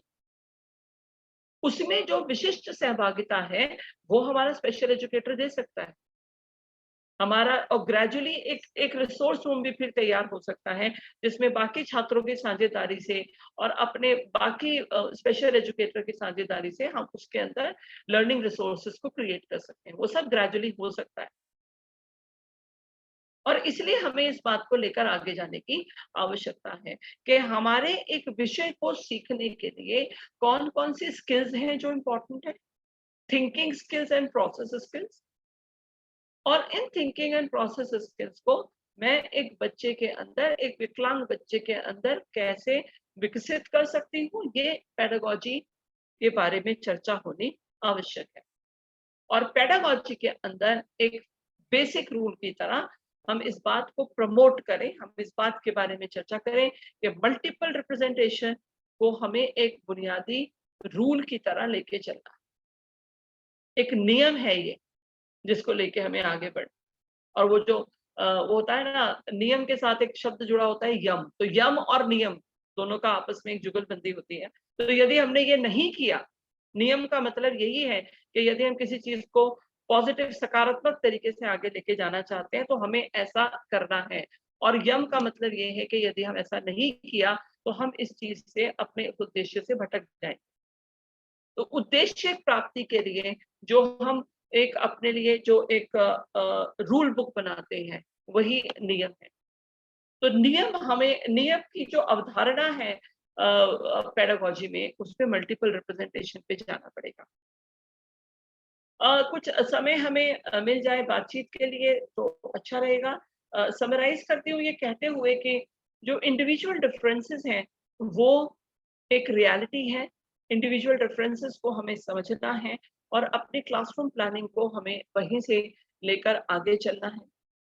और ये जो एबिलिटी की जो बात है कि क्षमता कितनी है, ये ना तो कांस्टेंट है, यानी कि ये निरंतर बढ़ सकती है, और ना ही ये यूनिवर्सल है, यानी कि ऐसा नहीं है कि सभी बच्चे एक ही तरह से सीखेंगे तभी आगे बढ़ेंगे। तो इन दोनों को ही छात्र विशिष्ट संदर्भ में रखकर हमको आगे अपनी प्लानिंग और स्कूलीकरण की पूरी प्रक्रिया को सोचने और पुनर्निर्मित करने की आवश्यकता है। टीचर्स की भूमिका प्रमुख रहेगी और वो विषय को और छात्र को किस तरीके से आपस में जोड़ते हैं, ये एक इम्पोर्टेंट उनका तैयारी उनकी होनी चाहिए, उनका प्रशिक्षण इसकी तरफ जरूर होना चाहिए। विभिन्न तरह की स्किल्स जो टीचर्स के साथ हमें साझा करनी चाहिए, जिसमें प्रोफेशनल स्किल्स, पेडागोजिकल स्किल्स और प्रोसेस स्किल्स जो मैंने चर्चा करी इससे पहले, उनका आपस में डेवलप करना स्पेसिफिकली बहुत जरूरी होगा यदि हम समावेशित संदर्भ को इस शिक्षा का बुनियाद बनाना चाहते हैं। तो टीचर्स को, सभी लोगों को नए तरीके से सोचना जरूरी है और उसी को सोच के वो आगे बढ़ पाएंगे और अपनी रोज की प्रक्रियाओं में वो कैसे जोड़ सकते हैं इस पूरी चीज को, कैसे अपने जिसको हम बोलते हैं नियम, जो उनके रोजमर्रा की जो कार्य हैं उनके साथ कैसे उसमें इंक्लूसिव हो सकते हैं। शायद ये उनके लिए बहुत, हम सबके लिए बहुत इम्पोर्टेंट है सोचना। ये उम्मीद है और होप जिसे कहते हैं कि बहुत इम्पोर्टेंट होती है, और एजुकेशन में तो होप का बहुत ज्यादा जुड़ाव है कि ये उम्मीद है कि जब हम सब इकट्ठे होके एक ही एक ही मकसद के साथ, एक ही उद्देश्य के साथ आगे बढ़ेंगे तो हम इस पूरी प्रक्रिया को कहीं बेहतर बना पाएंगे। ऐसा अक्सर होता है कि लोग आते हैं, अपनी बात कहते हैं और चले जाते हैं, क्योंकि ऐसा लगता है कि रिसोर्स पर्सन को तो फील्ड में जाके काम करना नहीं है। तो क्या मैंने भी इस तरह का कुछ किया है पिछले 1 सवा घंटे के अंदर? तो मैं बताना चाहती हूँ कि हाँ, मैंने ये किया है। मैंने मल्टीकल्चरल सेटिंग्स के बारे में बात कही है और मैंने ये कहा है कि वो रहेंगी, लेकिन हमने उसके साथ में ये भी कोशिश करी है कि ये बता सकें आपको कि यदि हम लोगों के सोचने और समझने, यदि हम लोगों के मूल्य को पुनः परिभाषित करने की तरफ अपना ध्यान देंगे तो शायद ये सारा का सारा मैटर मल्टीकल्चरल सेटिंग का सॉल्व हो सकता है। तो ना केवल हमने एक उम्मीद रखी है, बल्कि हमने उसके लिए कुछ मैकेनिज्म्स के बारे में भी चर्चा करी है, जिससे कि आगे चल के जब भी आप लोग आगे अपने काम से जुड़े और उसको लेके जाएं तो उसमें कुछ बदलाव की संभावना रहे। एक और बात हमने सामने रखने की कोशिश करी है, और केवल कहने के लिए नहीं, कि टीचर को सोचना और समझना, एक्टिव रिफ्लेक्टिव अंग्रेजी में हम इस फ्रेज को लेते हैं, प्रैक्टिशनर होना चाहिए। तो क्या हमने इस संभावना को जोड़ा है यहाँ पे? जी जोड़ा है। और उस संभावना में हम किस तरीके से एक दूसरे की साझेदारी में काम कर सकते हैं, दूसरे के साथ हैंड होल्डिंग करके काम कर सकते हैं, इसके बारे में कुछ सलाहियत भी रही है इस पूरे सेशन के अंदर हमने बातचीत करी है। तो हमने केवल ये कह के कि आप ऐसा कर लीजिए, ये आवश्यक है, बातचीत को नहीं छोड़ा है। कहीं न कहीं हमने उससे जुड़े हुए कुछ ऐसे सहज सुझाव भी दिए हैं जिनको यदि हम अपनी रोजमर्रा की विचारशाला में जोड़ेंगे तो कहीं न कहीं परिवर्तन आने की उम्मीद है। एक अनुरोध है सब लोगों से, जो भी मैटर यहाँ पे रिप्रेजेंट हुआ है वो पब्लिकेशन का हिस्सा है, तो कहीं पर भी आप इसको कोट कर सकते हैं, पर जब भी करें तो एक कॉपीराइट इश्यू का ख्याल रखें, मेंशन कर दें कि आपने इस जगह से, मतलब इस फोरम में आपने ये सुना था और यहाँ से गया। थैंक यू सो मच, बहुत धन्यवाद। डिस्कशन का जितना भी वक्त हमारे पास है वो हम कर सकते हैं आपके प्लान के अनुसार। जी Santosh ji. Thank you so much ma'am. आपका ये जो रिफ्लेक्टिव वे जो था बताने का बहुत ही सुंदर था, और होप सारे लोगों को बहुत पसंद आया होगा, और पसंद आया भी। सबके चैट बॉक्स में मैं देख रहा हूँ तो बहुत अच्छा सब लोग लिख रहे हैं। अब यहाँ से हम एक डिस्कशन भी लेते हैं। बहुत सारी बातों से कुछ प्रश्न निकल के आए होंगे, लोगों के मन में विचार आए होंगे, उन विचारों से क्या है इनके विचार थोड़ा ले लेते हैं। तो है कोई पूछने, किसी का है कोई प्रश्न तो अपने हैंड रेस करके प्रश्नों को ले। किसी को भी कुछ पूछना है?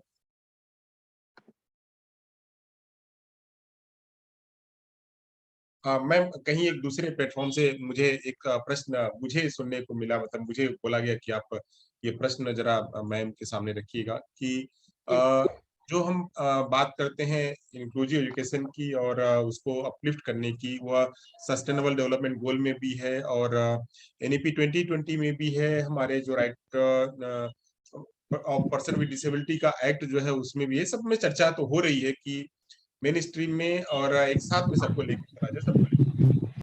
उसके रिगार्डिंग हम हमारे समाज में जो एक एटीट्यूडल बैरियर है, वो एटीट्यूडल बैरियर को दूर करने के लिए हमारा समाज अभी कितना तक तैयार हुआ है, एक प्रश्न। दूसरा प्रश्न उसी के साथ में उन्होंने ये भी किया हुआ था कि ये एटीट्यूडल बैरियर को दूर करने के लिए हमने क्या क्या रणनीति अपनाई है। एक तो कितना दूर हुआ है वो, और दूसरा उसको करने के लिए हमने क्या क्या रणनीति अपनाई है। ग्रास रूट लेवल तक हमारे साथ में बहुत सारे लोग ऐसे हैं जो कि इटिनेरेंट टीचर के रूप में गांव तक बिलोंग करते हैं, और गांव में होता है, कहने को तो नाम मात्र का होता है कि स्कूल में हम इंक्लूजन लेके आ रहे हैं, इंक्लूजन के नाम पे एक लिफ्ट पे एक रैंप बना देते हैं और एक जो है वो साथ में रेलिंग लगा देते हैं, इतना ही इंक्लूजन उनका हो जाता है। तो ये वहां तक स्कूलों में ये जो एटीट्यूडल बैरियर है उसके लिए स्ट्रेटेजी है, और जो फिजिकल इंफ्रास्ट्रक्चर है उसके लिए कितना गवर्नमेंट तैयार हो रही है और स्टेट गवर्नमेंट कितना तैयार हो रही है, उसके लिए जो प्रोफेशनल्स है वो कितना तैयार है। थोड़ा सा इस पे प्रकाश डालें। जी thank you Santosh ji. I think बहुत इंपॉर्टेंट और क्रिटिकल क्वेश्चंस हैं जो आपने रेज करने की कोशिश की है। तो देखिए, सामाजिक संवेदना का जो मसला है, एटीट्यूडल बैरियर का जो मसला है, उस समाज में तो जागृति आई। समाज तो ये चाह रहा है कि उनका बच्चा स्कूलों में जाए और वो पढ़े। जब हम अपनी तो ऐसा, मुझे हमेशा ऐसा लगता है कि जो भी एजुकेशन पॉलिसी होती है वो कहीं ना कहीं हमें एक शीशा, एक मिरर होता है वो फॉर द सोसाइटी। तो हमारा सोशियो पॉलिटिकल कॉन्शियसनेस तो बढ़ा है इस बात को लेके कि बच्चों को स्कूल के अंदर आना है, शिक्षा को समावेशन की तरफ लेके जाना है और हमें इसके अंदर काम करना है। ये हमें पूरी तरह से अपनी पॉलिसी के अंदर दिख रहा है। पॉलिसी के अंदर जो स्पेशल फंड्स की बात हुई है, पॉलिसी के अंदर जो स्पेशल एजुकेशन जोन्स की बात हुई है, पॉलिसी के अंदर टेक्नोलॉजी को लेके जो बात हुई है कि हमें विकलांग छात्रों के लिए जो टेक्नोलॉजी है उसको सबल बनाने के लिए इस्तेमाल करना है, आई थिंक वो बहुत इम्पोर्टेंट है। और हम और आप लोग जो कि एक व्यवस्था के तहत काम कर रहे हैं, हम ये बात को समझते हैं कि जब मंशा आती है तो उसके साथ आर्थिक रूप से उसके प्रोविजंस भी आते हैं। यानी कि यदि ये बातचीत हो रही है कि स्कूलों को समावेशित करना है, उसके अंदर समावेशन को प्रमोट करना है, लर्निंग को, मैं समावेशन को फिजिकल कॉन्सेप्ट में नहीं ले रही हूँ, मैं ले रही हूँ लर्निंग, इंक्लूसिव लर्निंग एनवायरनमेंट्स अगर हमें क्रिएट कर रहे हैं, तो आई थिंक ये बहुत इम्पोर्टेंट है हमारे लिए कि हम चीजों को अलग तरीके से सोचें और समझें। और अब हम ये समझ रहे हैं कि सरकार की मंशा हम ये मान सकते हैं कि इसके लिए फंडिंग भी आएगी, यानी कि जो हमको टेक्नोलॉजी क्रिएट करनी है, टेक्नोलॉजी प्लेटफॉर्म क्रिएट करना है, उसके लिए भी आएगा। इस बात को पॉलिसी के अंदर एडमिट किया गया है कि चिल्ड्रन विद डिसेबिलिटी के साथ मल्टीपल डिसेबलिंग फैक्टर्स हो सकते हैं, यानी कि जेंडर हो सकता है, यानी कि आर्थिक स्तर हो सकता है एंड थिंग्स लाइक दैट। तो ये भी बात हो रही है कि हम टेक्नोलॉजी को सुलभ कैसे बनाएं, टेक्नोलॉजी को हम ऑफलाइन प्लेटफॉर्म्स कैसे क्रिएट करें, टेक्नोलॉजी रहे लेकिन ऑफलाइन प्लेटफॉर्म क्रिएट हो सो दैट हर वक्त हमारे को वाईफाई का जरूरत ना पड़े। आज भी यदि हर जगह लाइट नहीं है क्योंकि आपने दूर दराज गाँव की भी बात करिए, मुझे नहीं पता वहाँ लाइट है या नहीं, लेकिन शायद वहाँ वाईफ़ाई ना हो, शायद वहाँ वाईफ़ाई इतना सस्ता ना हो जितना सस्ता कॉस्मोपॉलिटन सिटीज़ में है। तो ये जो भी रिसोर्सेज़ हैं, जो उसके अंदर डेवलप हो रहे हैं, इस तरह के अंदर एक मल्टीपल सिचुएशंस को अकाउंट फॉर करके टेक्नोलॉजीज़ एंड प्रोविज़न को क्रिएट करने की उम्मीद मैं रखती हूँ इस पॉलिसी के तहत जब ये इम्प्लीमेंट होगी अपने पूरे स्वरूप में। लोगों की तैयारी बहुत बार इस बात से होती है कि वो जो फैसिलिटी वो जो सुविधा है, वो उनके कितने पास अवेलेबल है ना? और वो उस तक कितना पहुँच सकते हैं, उसको पहुँचने के लिए उनको अपनी दैनिक दिनचर्या में कितना बदलाव करना पड़ेगा। या उस जगह पे अपने बच्चे को पहुँचाने के बाद क्या वो निश्चिंत हो सकते हैं कि नहीं हो सकते? क्या उनका बच्चा वहाँ सुरक्षित रहेगा या नहीं रहेगा? क्या उनका बच्चा वहाँ सीख पाएगा या नहीं सीख पाएगा? क्या समाज के या स्कूल के बाकी बच्चे और टीचर्स उनके बच्चे की मनस्थिति को समझ पाएँगे? इन सब चीज़ों को लेके पेरेंट्स के ऊपर, परिवारों के ऊपर एक तरह का सवालिया निशान रहता है। तो उसी के लिए मैंने ये चर्चा करी कि टीचर्स को, स्कूल्स को ये बताना पड़ेगा कि हम आपके बच्चे के बारे में उतने ही जागरूक और उतने ही प्रोएक्टिव हैं उसके सीखने को लेके, जितना कि आप हैं। तो वो जो साझेदारी है, वो कहीं न कहीं अलग-अलग फोरम से सामने आई। जिसमें मैंने चर्चा करी कि यदि आप ज़रूरी हो सकता है आपके आस-पास में कोई ऐसा सक्सेसफुल पर्सन विद डिसेबिलिटी ना हो, तो आप एक ऐसे परिवार के पेरेंट्स को एनुअल डे पे मुख्य अतिथि बुला सकते हैं, जिनका बच्चा विकलांग है। ये ज़रूरी नहीं है कि हमें अपने इमीडिएट परिवेश से वहाँ के मुखिया को, वहाँ के सरपंच को ही बुलाना है, ये कहने के लिए। तो समाज के अंदर उनकी परिस्थिति क्या है और क्या समाज उनकी परिस्थिति को अपने बराबर समझ के चल रहा है। तो यानी कि सोच में समानता जब तक नहीं आएगी, तब तक वो नहीं दिखेगी। और सोच में समानता तभी आएगी जब हम उस चीज़ को प्लान करते वक़्त सोचेंगे हाँ, हम इसको भी कर सकते हैं, हम इसको भी जोड़ सकते हैं। हम अपने बुलेटिन बोर्ड को इस पे भी इस तरीके से भी बदलाव ला सकते हैं। तो वो सारी बातें जो मैंने आपसे कही, वो कहीं न कहीं इसके लिए प्रमुख होंगी। लेकिन इस सब चीज़ों के साथ ये ज़रूरी है, ये आवश्यक है, रैंप भी उतना ही ज़रूरी है, एक्सेसिबिलिटी के इश्यू को वो जानता है, लेकिन केवल रैंप बनाने से आप और हम सब जानते हैं कि कोई मसला सुलझने वाला है नहीं, उसका मसला उसके आगे का है। तो मसला उसके आगे का हमने सामाजिक संदर्भ के बारे में चर्चा कर ली, एटीट्यूडनल बैरियर के बारे में चर्चा कर ली। अब इसका जो एक प्रमुख जो इसका जो हम बोलते हैं डायमेंशन रह जाता है, आयाम रह जाता है, वो है टीचर ट्रेनिंग। टीचर ट्रेनिंग में जैसा कि मैंने कहा कि चाहे टीचर बीएड रेगुलर हो रहा हो, चाहे बीएड स्पेशल हो रहा हो, इन सब चीज़ों को लेके मेरी कोई ख़ास सलाह नहीं है इस वक़्त, क्योंकि हम ये भी सोच रहे हैं कि हमें बीएड इंक्लूसिव एजुकेशन शुरू कर देना चाहिए। उसमें थोड़ा-सा मेरे को संशय है, क्योंकि स्पेशल एजुकेटर की एक पोज़ीशनिंग है, एक उसका स्पेसिफिक रोल है कोलैबोरेशन में जब हम इंडिविजुअलाइज्ड एजुकेशनल प्लानिंग की बात करते हैं। लेकिन हमें ये भी समझना है कि आईईपीज़ या एजुकेशन का इंक्लूसिव हो जाना फॉर चिल्ड्रन विद डिसेबिलिटी, ये एक काउंसलर या एक स्पेशल एजुकेटर की ही केवल ज़िम्मेवारी नहीं है, पूरे स्कूल के टीचर्स को इसके लिए तैयार होना पड़ेगा। तो इसलिए शिक्षक प्रशिक्षण के जितने भी कार्यक्रम हैं, उन सारे कार्यक्रमों में जैसा कि मैंने कहा, क्योंकि हम विषय प्रधान तैयारियां करवाते हैं इन कार्यक्रमों में, तो टीचर्स को इस तरह जाना पड़ेगा कि विषय को सीखने के लिए कौन-कौन से प्रोसेस एंड थिंकिंग स्किल्स आवश्यक है और उसको हम कैसे मल्टीपल प्रेजेंटेशन से हर बच्चे के अंदर विकसित करेंगे। ये प्रशिक्षण हमें देना है। हमें ये कह देने से कि तारे ज़मीं पे देख लीजिए, फलाना कुछ कर लीजिए, उससे बच्चे सीख जाएँगे, ये होगा नहीं, क्योंकि मैं और आप इस संदर्भ में पढ़े ही नहीं हैं। हमने बड़ी स्टैंडर्डाइज़्ड क्लासरूम डिस्कशंस देखे हैं, टीचर आया, उन्होंने पढ़ाया, चले गए उस काम के अंदर से। हमें ये समझना पड़ेगा कि जैसे मेरे टीचर थे, मैं वैसी टीचर नहीं हो सकती। तो मुझे उस चीज़ को समझने के लिए ये ऑर्गेनाइजेशनल लेवल पे जो मेरी जो एक अहम सलाह है वो ये है कि हम इसके अंदर जब शिक्षक प्रशिक्षण के बारे में बात करें तो सभी टीचर्स को अब हम सेंसिटाइजेशन के लेवल से ऊपर आ जाए, एटीट्यूडनल बैरियर से ऊपर आ जाए। अब हम ये एज्यूम कर लें कि हमने एटीट्यूडनल बैरियर कवर कर लिया। अब हम उनकी जिसको हम बोलते हैं स्किल ट्रेनिंग के ऊपर आ जाएं। कि अब यदि क्लास में मल्टीपल डिसेबिलिटी वाला कोई छात्र है, तो आप क्या करोगे?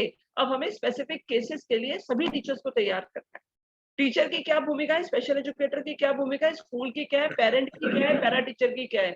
ये सारी भूमिकाओं को निर्धारित करके अब जो हम स्कूल के अंदर सिस्टम लेकर आए, अब जो किताबें लेकर आए 2020 के बाद, उसके अंदर ये समायोजन और ये जो मल्टीपल रिप्रेजेंटेशन है, ये एक फाउंडेशनल रूल की तरह आना चाहिए और ये सभी टीचर ट्रेनिंग में जाना चाहिए। तब तो हम इस बात को अगले 10 साल में हमें कुछ संतोष होगा, नहीं तो हमें संतोष नहीं होगा और आपको भी नहीं होगा। तो ये मुझे ऐसा लगता है कि तैयारी के अलग-अलग स्टेजेस हैं, लेकिन हम इंतज़ार नहीं कर सकते कि जब सभी लोग की संवेदनाएँ पूरी तरह से जागरूक हो जाएँगी, तब हम उनकी पेडागोजी पे काम करेंगे, ऐसा नहीं हो सकता। अब इस समय हमें साइमल्टेनियस काम करने की ज़रूरत है। लोगों की सोच पे जो रह गए हैं, उनकी सोच को पुनः परिभाषित करना, लोगों की आस्था, उनका विश्वास एजुकेशन के अंदर जगाना, इसके लिए भी शिक्षा जगत को कार्य करना पड़ेगा। उनको ये एक्चुअली एस्टैब्लिश करना पड़ेगा कि हाँ, शिक्षित होने से बच्चों की ज़िंदगी में कुछ परिवर्तन होने वाला है। ये हमें उनके सामने शोकेस करना पड़ेगा। जब ये होगा, तब उनका विश्वास, उनकी आस्था शैक्षिक सिस्टम में बढ़ेगी, उनके संशय हटेंगे कहीं न कहीं और फिर टीचर्स की तैयारी, वो तो बहुत अहम है, उसको भी साइमल्टेनियस लेके चलना पड़ेगा। तो मुझे लगता है कि कुछ आयाम पूरे हो गए हैं, कुछ पे बेसिक तौर पे हमें शुरुआत करनी है, लेकिन तैयारी है अभी और ज़रूरी है चीज़ों को तैयार करें। जी। Thank you so much ma'am. एक प्रश्न चैट बॉक्स में है, मुझे लगता है कि इसी को लेकर के कैरी ऑन किया उन्होंने कि normal school teacher not accept CWSN children to learn there in the school, how can we change their minds setup. तो ये मुझे लगता है आपकी आवाज नहीं आ रही। हाँ, आवाज जा रही है मैडम, आपको जा रही है। तो ये प्रश्न उनका है कि नॉर्मल स्कूल में जो टीचर्स हैं, सर आपकी आवाज अपने कम CW आ रही है। आ रही, पूरी आ रही है, अपनी आवाज को बढ़ा लीजिए थोड़ा। तो ऐसे बच्चों को मतलब जो टीचर्स, उनके एटीट्यूड को कैसे, उनके माइंड्स को कैसे बदला जाए, उनका प्रश्न है, चैट बॉक्स में है मैम। जी। मुझे ऐसा लगता है जिसने भी ये सवाल पूछा है, उनका जो सवाल है हाँ, तो ये जो सवाल है, अब हमें उनका दिमाग बदलने की तो एक चलिए एक वो तो एक जिसको हम बोलते हैं एक लेवल ऑफ प्रॉब्लम है। मुझे ऐसा लगता है कि टीचर्स स्कूल में या अपनी क्लास में चिल्ड्रन विद डिसेबिलिटी को नहीं चाहते हैं, क्योंकि उन्हें अभी तक ये पता नहीं है कि उन्हें करना क्या है। उन्हें ये नहीं पता कि वो पेडागोजिकली उस बच्चे को कैसे अटेंड कर सकते हैं। तो इसीलिए मैं बार-बार बोल रही हूँ, शिक्षक प्रशिक्षण का हिस्सा बनाना पड़ेगा, टीचर्स को पेडागोजिकली तैयार करना पड़ेगा। एक बार जब मुझे ये पता चलेगा कि मेरी क्लास में एक ब्लाइंड छात्र है या एक हियरिंग इम्पेयर्ड छात्र है या एक मल्टीपल डिसेबिलिटी वाला छात्र है, यदि मुझे ये मालूम होगा कि मेरे स्कूल के अंदर क्या सिस्टम है उसको अटेंड करने का, यानी कि यदि मैं विज्ञान पढ़ाने वाली हूँ, तो मेरी एज़ अ टीचर क्या भूमिका है उसके अंदर, एक स्पेशल एजुकेटर से क्या मदद माँग सकती हूँ, उसके साथियों से क्या मदद माँग सकती हूँ या उसके जो काउंसलर है, उसके परिवार से क्या मदद माँग सकती हूँ। इस सिस्टम को स्थापित करना पड़ेगा। स्कूल इंक्लूसिव तो हो गए, बच्चे आ तो गए, लेकिन हमने ये स्कूलों की समझ पे छोड़ दिया है कि आप उस चाइल्ड विद डिसेबिलिटी का क्या करेंगे। तो इसलिए वो, क्योंकि जैसे एक सिस्टम है ना कि एक तिमाही इम्तिहान होगा, फिर छमाही इम्तिहान होगा, तिमाही इम्तिहान में इतना सिलेबस, हमने बहुत सारे पाथवेज को, बहुत सारे तरीकों को हमने क्रिएट किया हुआ है उसके अंदर, स्कूल के अंदर। लेकिन आज तक हम बात तो बहुत कर रहे हैं कि चाइल्ड विद डिसेबिलिटी को आने दीजिए, लेकिन आज तक हमने टीचर को ये बताया नहीं है कि जब चाइल्ड विद डिसेबिलिटी क्लास में आएगा तो आपकी भूमिका क्या है और दूसरे की भूमिका क्या है। तो उसका जो हेजिटेशन है, उसकी जो हिचकिचाहट है एक चाइल्ड विद डिसेबिलिटी को लेके, वो ये है कि मुझे तो पता ही नहीं करना क्या है। तो वो पहला जो विचार आता है दिमाग में, जो मैंने बहुत लोगों के साथ सुना है और समझा है, कि हमारा काम बढ़ गया। एक तो पहले ही 40 बच्चे क्लास में, 50 बच्चे क्लास में, यही सीखने को तैयार नहीं है। अब ये एक नया बच्चा आ गया, ये भी क्या सीखेगा, ये भी पूरी चीज़ों के अंदर, इसको कैसे सिखाएँगे, क्या करेंगे? तो सिस्टमिक प्रोविज़न हमें अंदर लेके आना पड़ेगा। हमें सिस्टमिक प्रोविज़न ऐसा बनाना पड़ेगा स्कूलों की कार्यप्रणाली में, जिसमें एक नए टीचर को आके भी मालूम हो कि उसको क्या करना है। मैं एक सिस्टम का जो मैं उदाहरण है वो लेना चाहती हूँ, और ये उदाहरण मैं किसी भी तरीके से शिक्षा को व्यवसाय के साथ नहीं जोड़ रही, बट मैं जो प्लानिंग के बारे में बात है वो कहना चाहती हूँ। हम लोग अलग-अलग जगहों पे, सपोजिंग हम में से किसी को मैकडॉनल्ड्स का बर्गर बहुत अच्छा लगता है, मैकडी का बर्गर हम में से किसी को बहुत अच्छा लगता है। अब चाहे मैं गुजरात में मैकडी के अंदर जाऊँ, चाहे मैं दिल्ली के अंदर खाऊँ, चाहे मैं कर्नाटक में जाऊँ, चाहे मैं नॉर्थ ईस्ट में जाऊँ, चाहे मैं कश्मीर में जाऊँ, और मेरा जो अनुभव है वो ये है कि चाहे मैं इस अपने देश से बाहर किसी विदेश में जाऊँ, जब मैं एक बर्गर ऑर्डर करती हूँ मैकडी का, मुझे सेम टेस्ट मिलता है। कैसे आता है वो सेम टेस्ट? क्योंकि उन्होंने एक सिस्टम जनरेट किया है कि ये वाली जो फैसिलिटी है वो इतने पैसे की इस जगह पर ऐसे मिलेगी, और उसको वो फिर उस कॉन्टेक्स्ट के हिसाब से, लोकल कॉन्टेक्स्ट के हिसाब से वो उसके अंदर अपने इम्प्रोवाइजेशंस करते हैं। वो सिस्टम नहीं है हमारे एजुकेशन के अंदर। हमारा वो सिस्टम इंक्लूसिव नहीं है। वो सिस्टम आज भी ये कहता है कि किताबें बना लो, फिर सोचेंगे कि ब्लाइंड बच्चा कैसे पढ़ेगा। किताबें, वो पेडागोजी के टेप्स बना दो, वीडियो प्रोग्राम्स बना दो, फिर हम बाद में सोचेंगे कि क्या हमें इसके अंदर साइन लैंग्वेज का भी कोई प्रावधान करना है कि नहीं करना। तो आज भी यदि समझ पहचान से चलेगी, तो वो बच्चा एडिशनल रिस्पॉन्सिबिलिटी लगेगा क्लासरूम के अंदर एक रेगुलर टीचर को। वो बच्चा बच्चा है, और उस बच्चे की वजह से जब हम ऐसा कहते हैं कि एक ब्लाइंड बच्चे की वजह से हमको कुछ वीडियोस बनाने पड़ रहे हैं या हमको कुछ ऑडियो क्रिएट करने पड़ रहे हैं, वो वीडियो और ऑडियो बाकी के भी बहुत सारे बच्चों को मदद करते हैं जो एक्चुअली ब्लाइंड नहीं है, लेकिन उनका सीखने का तरीका वहां से ज्यादा होता है। और हमने एनआईओएस के साथ के एक प्रोजेक्ट किया, और वहां पे हमको पता चला कि वो जो मटेरियल्स हैं, वो जो लर्निंग मटेरियल्स हैं उनके, वो लर्निंग मटेरियल्स जो उन्होंने मल्टीपल रिप्रेजेंटेशन में क्रिएट किए हैं, वो नॉन डिसेबल्ड चाइल्ड भी एक्सेस करता है अपने सीखने और समझने की समझ बनाने के लिए। तो हमें ये समझना पड़ेगा कि multiple representation child with disability की रिक्वायरमेंट नहीं है। मल्टीपल रिप्रेजेंटेशन पेडागोजी की रिक्वायरमेंट है, क्योंकि क्लासरूम डाइवर्स है और हम एक डाइवर्स सिचुएशन के अंदर एक सिंगल तरीके से नहीं पढ़ा सकते। अगर ये एक बेसिक रूल की तरह हम टीचर एजुकेशन के अंदर इस बात को लेके जाएं, और हर एक teacher education in service pre service इसी रूट पे बनाना शुरू करें, तो टीचर्स की तैयारी बेहतर होगी। और एक बार जब टीचर्स तैयार होंगे तो आगे ले जाएंगे। मेरा बहुत विश्वास है टीचर्स की क्षमता में, मेरा बहुत विश्वास है टीचर्स के इंटेंशन में। टीचर्स करना चाहते हैं, पर जब उनके पास कोई साधन नहीं होता, समझ नहीं होती, तो वो फिर परेशान भी होते हैं। तो टीचर्स के साधन और उनकी समझ दोनों पे काम करना है, और हम वाकई आगे चल के कुछ अच्छा कर सकते हैं। तो फिलहाल जो हेजिटेशन है, जो हिचकिचाहट है, वो सही समझ रहे हैं हम लोग, वो सब है। लेकिन ये पर्टिकुलर प्रॉब्लम हमें एक सिस्टमिक तरीके से रिजॉल्व करनी पड़ेगी। जी। Thank you so much ma'am.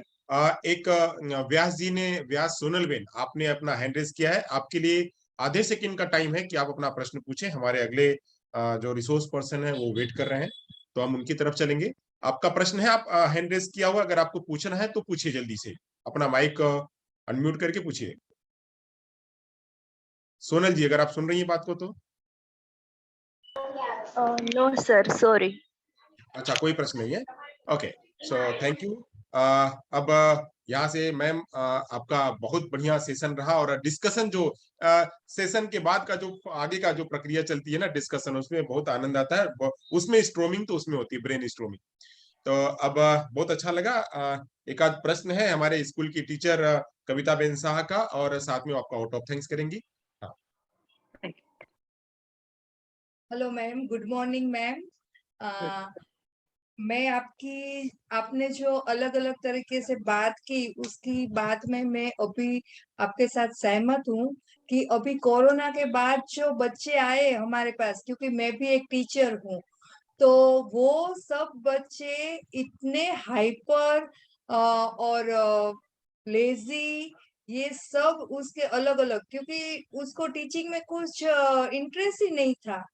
तो हम सभी को टीचिंग लर्निंग मटेरियल भी चेंज करना पड़ा, और उसकी एग्जाम की जो हमारी जो प्रक्रिया थी उसमें भी थोड़ा बहुत बदलाव लाना पड़ा। और बहुत, इसलिए आपने जो बोला कि टीचर्स को उसकी सोच बदलानी पड़ेगी, तो वो आपकी बात बहुत अच्छी तरह से हमको समझ में आई। और सभी हमारे जो स्पेशल एजुकेटर्स है, वो सभी ये आपकी जो बात है उसके वो प्रभावित हुए होंगे। अभी मैम क्या हुआ कि मैंने जो अर्ली इंटरवेंशन सेंटर है, तो उसमें मेरे पास बच्चे आए, मैंने 3-4 बार अभी मेरी 20 साल की जो अनुभव है इसमें मैंने नर्सरी लिया है। तो अभी क्या हुआ, जो बच्चे आए वो इतने हाइपर वो आए कि शाम को मैं लिटरली थक जाती थी। मुझे ऐसा लगता था कि ये मेरे से हो पाएगा या फिर नहीं हो पाएगा। तो मैंने जो मेरी जो टीचिंग लर्निंग मटेरियल और टीचिंग की जो मेरी स्किल है वो मुझे चेंज करनी पड़ी। और दूसरी बात, आपने रोजगार के बारे में जो मैम बताई कि रोजगार हमको स्पेशल हमारे जो बच्चे हैं उसको देने की शुरुआत हम ही से करनी, तो वो बात सही है मैम। हमारे जो फाउंडर ट्रस्टी है अनंत भाई शाह, पीएनआर सोसाइटी और उसकी सिस्टर संस्था है, उसमें लगभग 6-7 ऐसे हमारे दिव्यांग बच्चे हैं वो अभी जॉब कर रहे हैं। हमारी स्कूल में दो डेफ लड़की है, वो टीचर की भूमिका कर रही है। एक जो टीचर है डेफ टीचर, उसने कथक में वो विशारद किया है, तो वो हमारी बच्चे की बहुत अच्छी तरह से कोरियोग्राफी कर रही है और बहुत से इनाम भी हमारे बच्चे ने वो अलग-अलग जगह से प्राप्त किए हैं। तो दिव्यांग है वो दूसरे दिव्यांग को बहुत अच्छी तरह से समझ पाते। वो जो आपने जो बताया एकदम इजी लैंग्वेज में, वो और हम सब ये सब अनुभव कर रहे हैं, तो आपकी बात हमें बहुत अच्छी लगी मैम। और मैं केल इंस्टीट्यूट फॉर द डेफ और टीटीसी कॉलेज की तरफ से आपका शुक्रिया अदा करती हूँ ma'am, thank you very much. और दूसरी बार भी हम ऐसा कुछ संतोष सर प्रयोजन करें तो आप जरूर आपका वक्तव्य के लिए आप मना मत करना, क्योंकि हमको बहुत पसंद आया है। दूसरी बार thank you very much ma'am. Thank you so much, thank you so much. Thank you ma'am. ऐसे दूसरे प्लेटफॉर्म पे दूसरे प्लेटफॉर्म पे जरूर मिलेंगे ma'am. Thank you so much ma'am. जी जरूर मिलेंगे, thank you. Thank you ma'am. Hello thank you madam. Thank you. अब हमारे अगले स्पीकर जुड़ चुके हैं। इससे पहले कि आप मुझे इंट्रोड्यूस कराएं, देखिए वंदना मैडम जुड़ी हुई हैं या चली गई? मैम है, मैम शायद वंदना मैम है। वंदना दी, गुड निकल आफ्टरनून। निकल गई अगर है। आप हैं तो